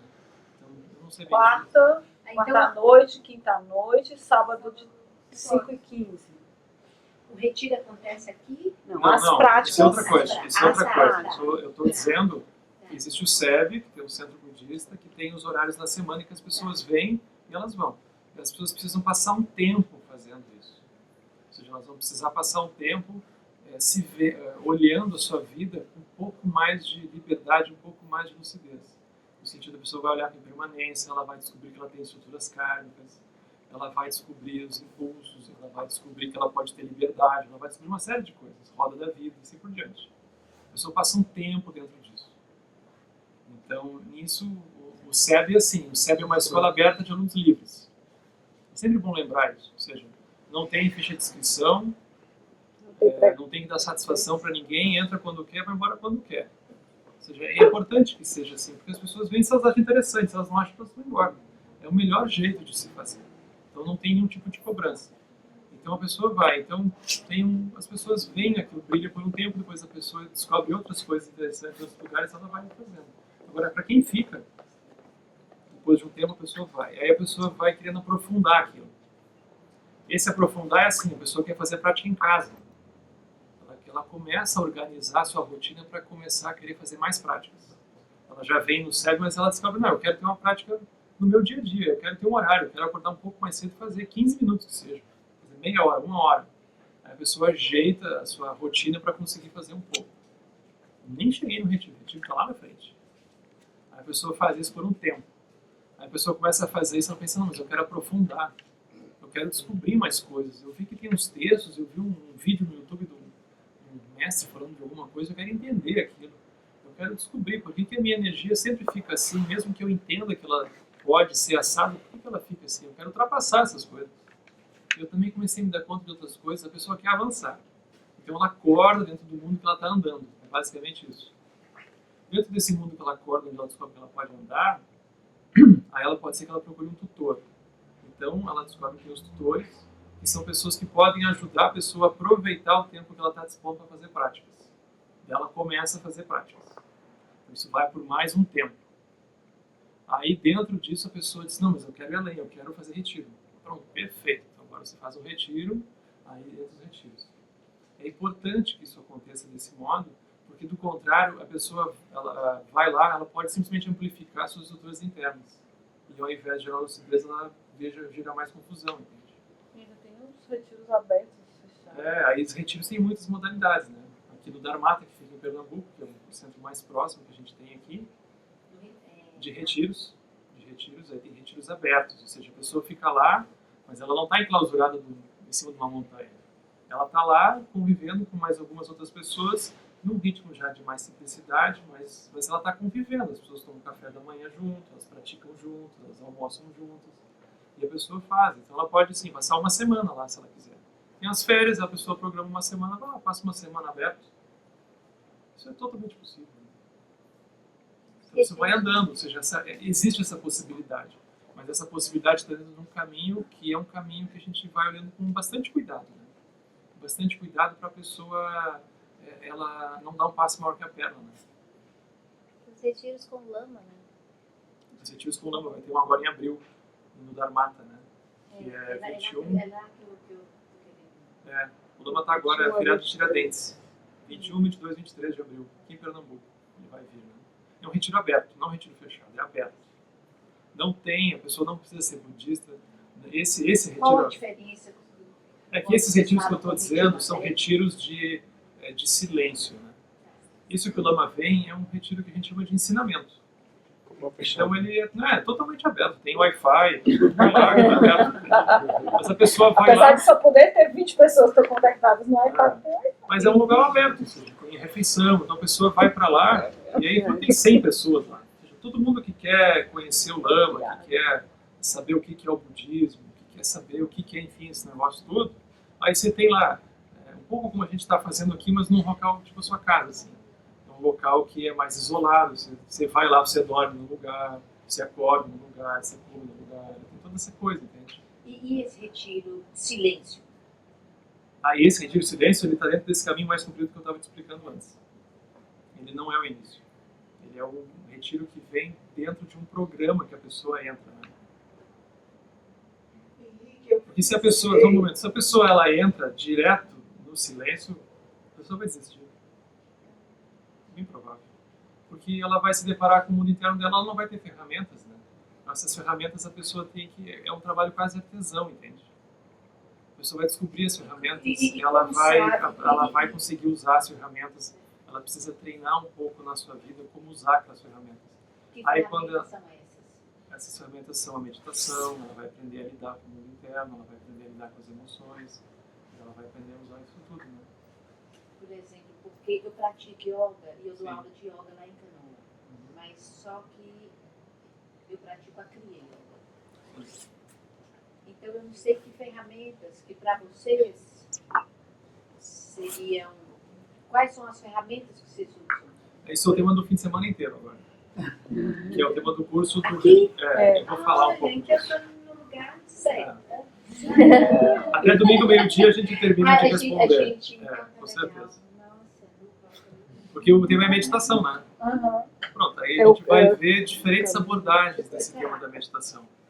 Tanto assim, como é que, não só como é que a gente pode meditar em casa, como é que a gente pode meditar em meio ao cotidiano, mas a gente vai olhar o que acontece dentro. Esse é o ponto, né? Como é que a gente lida dentro? Esse é o segredo da meditação, né? Não é só brincar de estátua, né? Como é que a gente lida dentro? Então esse é um tema...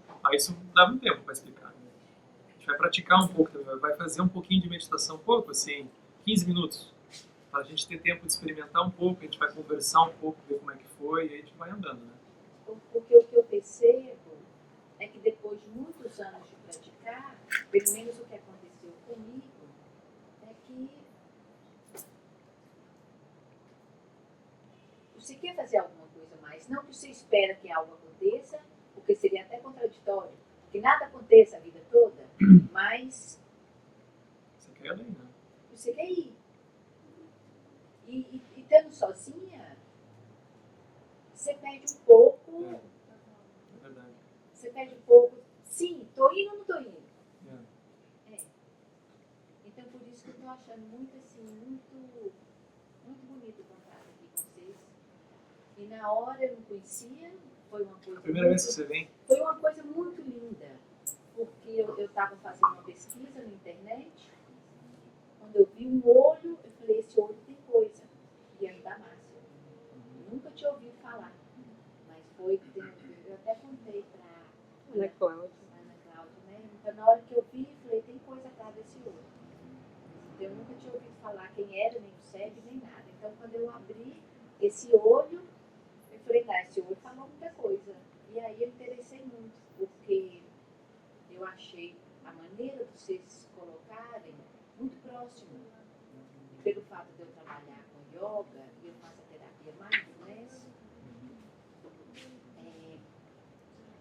foi que eu achei mais próximo de vocês. Vocês colocam muito próximo que vocês estão mastigando tudo muito bem, que todos os mestres eu acho que colocaram aqui. Então todas as palestras que eu assisti da Márcia, assisti de vocês, foi muito bem. A palavra está muito bem colocada. Então está muito próximo. Então é como se tudo estivesse saindo da prateleira e ficando muito, muito próximo. Então foi o que mais me aproximou, foi isso. Querer conhecer essa proximidade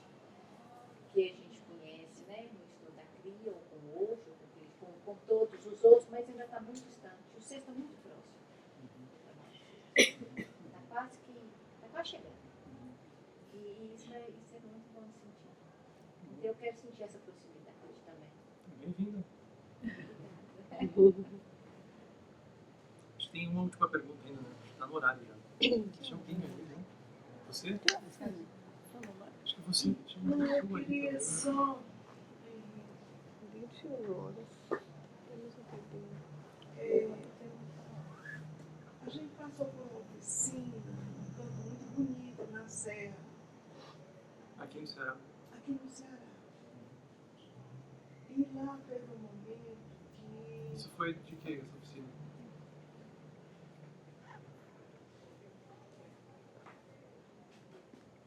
eu não me lembro que eu participei de outra. E lá teve um momento que a gente ficava um dia sem falar, mesmo com convívio com as pessoas. Sim. A orientação, né? A orientação era não falar. Isso é uma espécie de retiro, porque também tem um momento que a gente fica, se você não tem, eu nem gostaria de colocar estrutura, essa experiência, às vezes você fica um pouco sufocada querendo falar, né? Falta de não só de experiência, de entender o porquê do silêncio para você mesmo. E seria uma espécie de retiro. O retiro ele sempre é uma postura interna, né? Porque se a pessoa faz um voto de silêncio e internamente ela está ali arquitetando um monte de coisas, né? Aquilo é um retiro mais ou menos, né? Agora, se a outra pessoa ela está em contato com os outros, mas internamente ela está com uma postura interna de estar olhando para as coisas desde um local de liberdade, essa pessoa, vamos dizer que ela está em retiro, né? Então é melhor a gente sempre olhar aquilo como sendo um aspecto interno, né? Porque hoje em dia, especialmente, é muito fácil a gente ser fake, né? A gente fazer uma cara de ser espiritualizado, né? Fazer uma cara de ser iluminado, assim. A gente fica com um olhar profundo, no horizonte, aí a gente fala as coisas de maneira doce, suave. É muito fácil ser fake, entende? Então é sempre uma questão interna. Uma postura interna. O retiro é uma postura interna. Então, É uma coisa, oi? o que você disse? O retiro ele é uma postura interna da gente olhar com liberdade para as coisas, né? Então é melhor olhar desse modo do que ser simplesmente uma coisa externa, né? Você tinha levantado o dedo também, né? Assim, você falou sobre. A gente vai passando, né? Assim, a gente tá, acho que tá no bloco 2, aí vê tá no bloco 0, né? Então a gente tem uma intenção de beneficiar os seres e ao mesmo tempo às vezes tá preso, né? Sei lá, passou 30 anos vivendo a vida desse jeito e tentando encontrar uma forma, né? Sim. E aí, assim, eu tava lembrando de um filme, tem um filme que é, eu esqueci em português o nome, é Inception. As pessoas entram no sonho de outra pessoa, né, pra tirar informação e tem um totemzinho, né? É pra sempre lembrar se a pessoa tá dentro do sonho ou se ela tá na realidade. E eu fiquei, nossa, às vezes eu queria ter um totem, sabe? Pra às vezes conseguir sair de certas condições, assim. Porque às vezes muitas vezes já me deparei assim, não, tô aqui, vou me colocar à disposição pra beneficiar, né? E quando eu vejo, eu nem beneficio, nem e me pioro e me vejo no bloco 0, né? Assim. E aí, assim, existe assim, uma coisa parecida aqui no totem. Motivação. Se beliscar, né? Depois tem que falar assim. Porque eu já me vi algumas vezes, faz pouco tempo também que eu sou praticante. Sim. E às vezes me vejo em condições presas, me percebendo presa, né? E sem meios hábeis, assim, pra sair da condição, né? Assim, eu queria encontrar um totem. O melhor totem é a gente praticar, né? Ou seja, a gente vai praticando. ou seja, essa sensação às vezes de uma frustração, ela pode se transformar, ao invés de ela nos botar para baixo, ela pode ser um combustível para nossa prática, né? A gente vai guardando, né? É muito comovente a nossa situação, sabe? Porque a gente vai às vezes lembrando de pessoas que a gente passou por elas, podia ter ajudado e não ajudou, né? E aí isso acontece, né? Então isso vai se transformando um pouco num combustível para a gente seguir praticando, não esmorecer a prática, né? De não perder a visão. Na visão tibetana, uma das melhores definições que existe de meditação é sustentar a visão. Então, meditação não é uma coisa particular, mas é a pessoa sustentar a visão diante das circunstâncias. É um super desafio, mas é isso que a gente tem que fazer. Ou seja, em meio às circunstâncias da vida, como é que a gente mantém aquela visão, né? E aí é super desafiador. Então, a gente vai precisar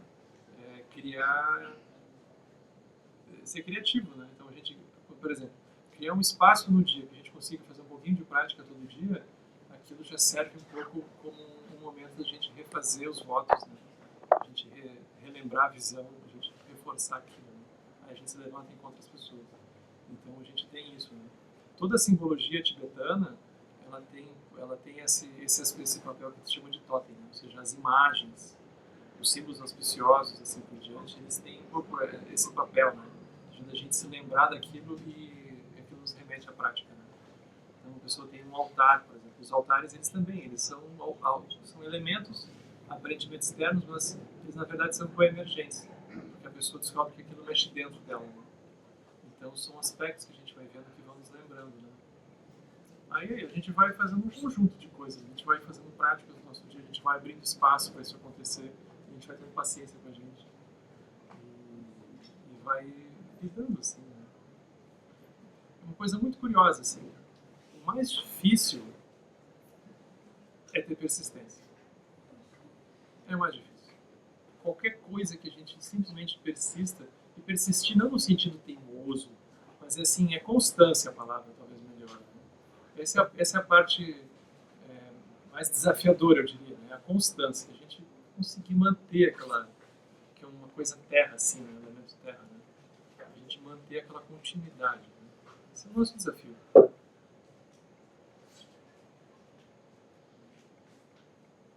favor.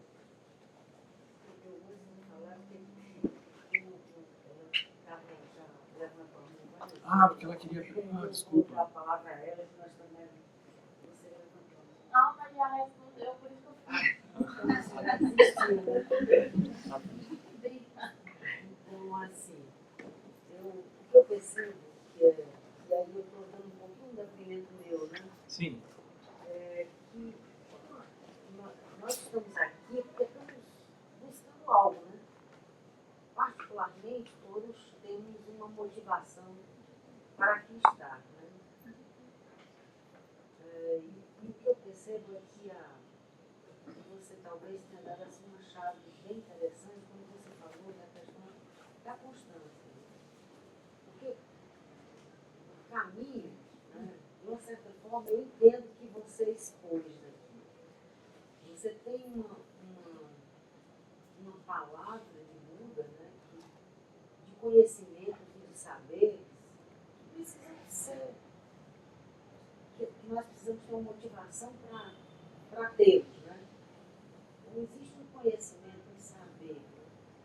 Existe uma prática, que é a prática da meditação de autoconhecimento. Então, o que eu percebo, e aí eu estou mais assim, também me colocando, é que nós sempre ficamos naquela postura mais cômoda, digamos assim, de dizer assim, não, eu estou frequentando algumas...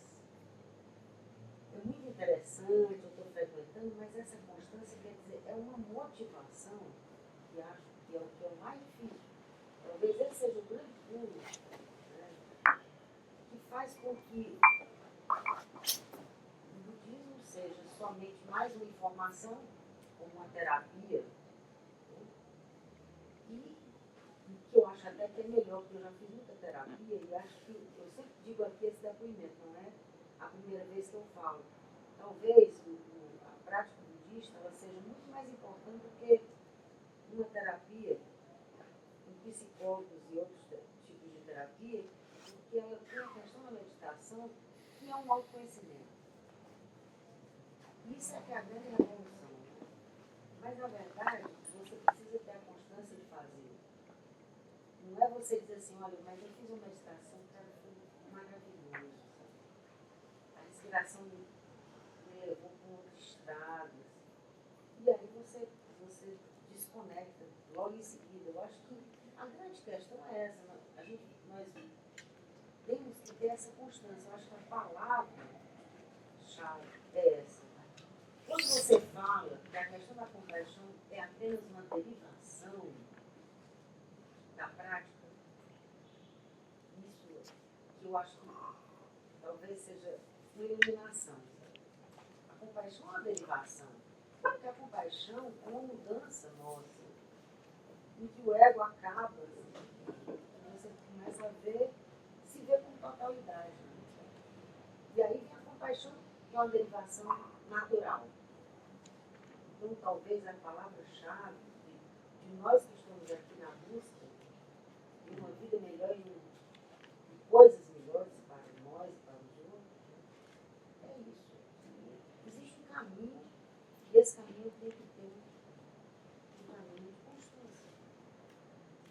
Eu acho que a minha fala não é uma pergunta, né?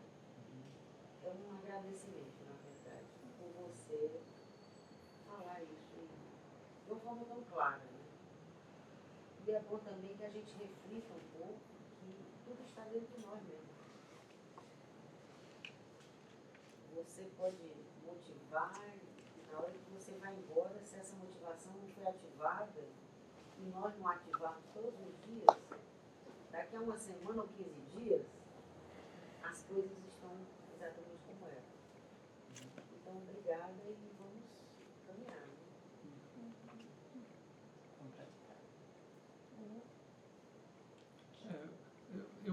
Quando eu vou falar, eu digo assim, eu na verdade só tenho a agradecer, né? Eu meu lado, eu tenho que agradecer ao meu mestre, né?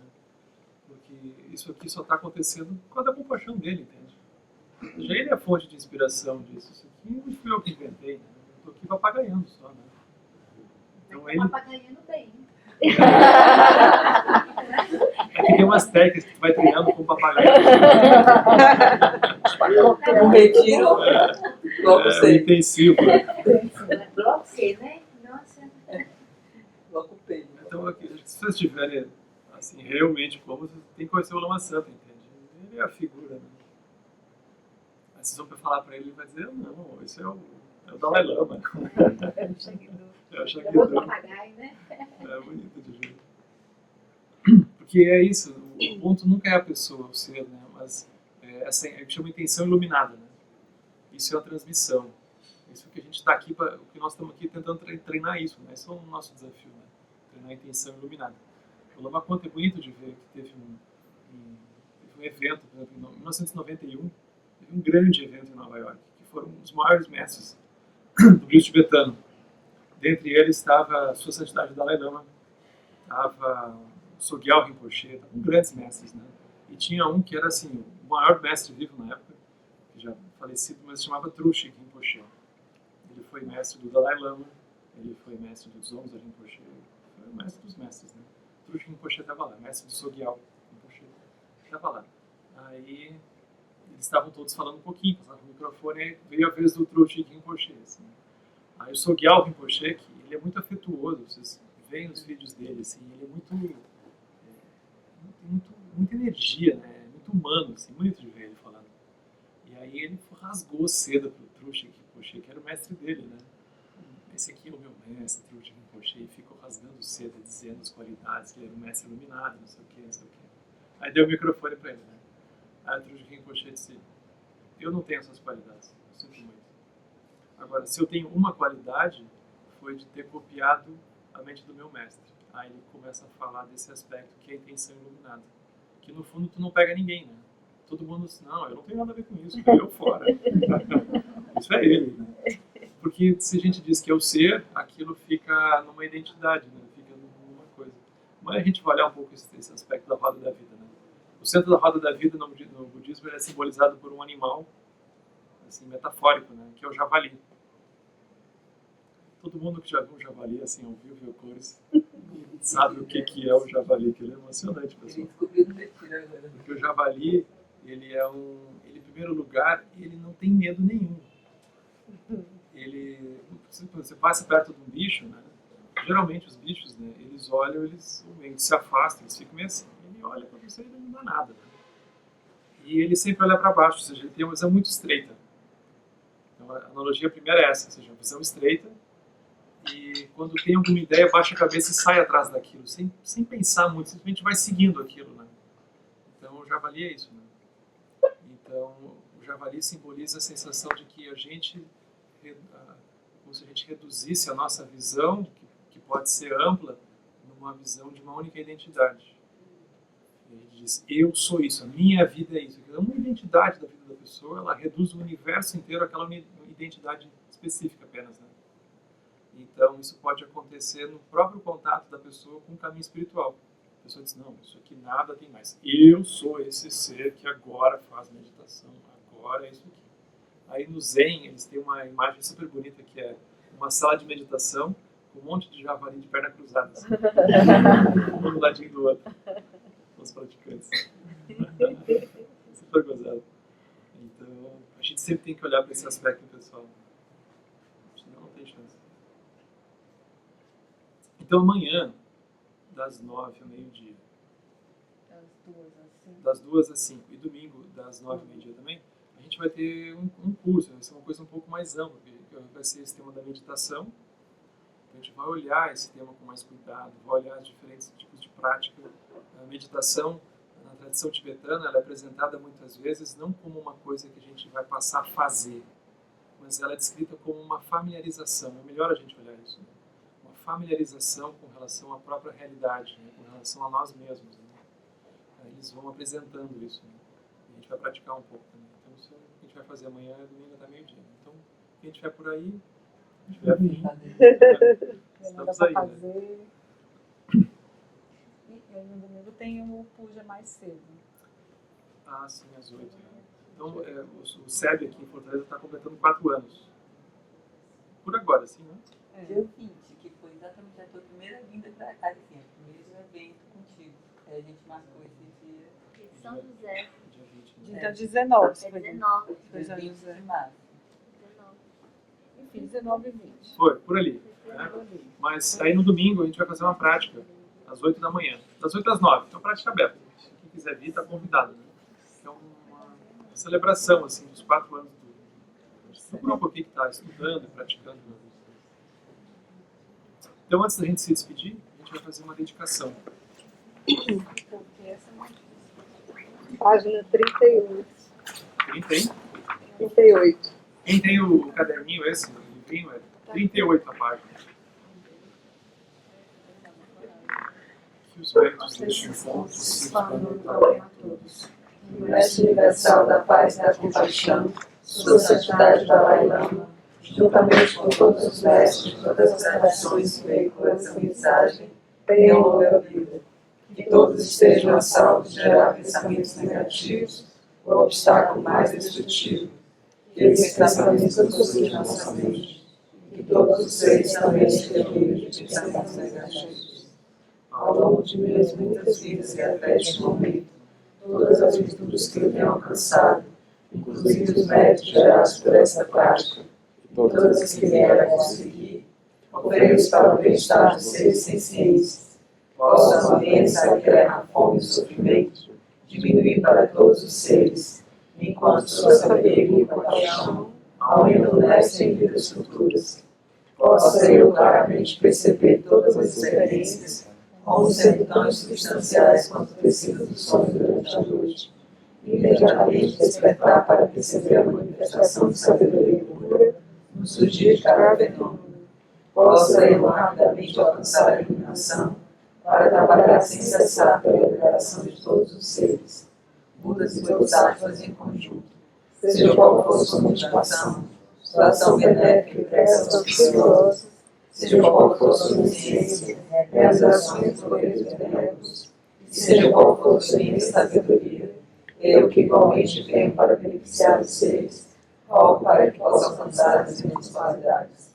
neste exato momento, possam nem mesmo os nomes doença, fome, guerra e sofrimento serem ouvidos pelas pessoas e nações da terra, mas possam sim, sua conduta moral, mérito, riqueza e prosperidade crescer, e possam sofrer uma bem-aventurança e bem-estar sempre substituir para eles. A última página, a última prece. Não é mais a última. 45. Página 45, a última prece.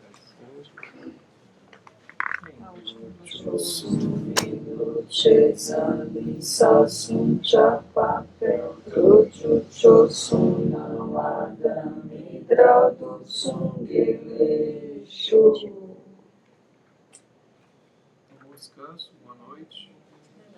Obrigado por terem vindo.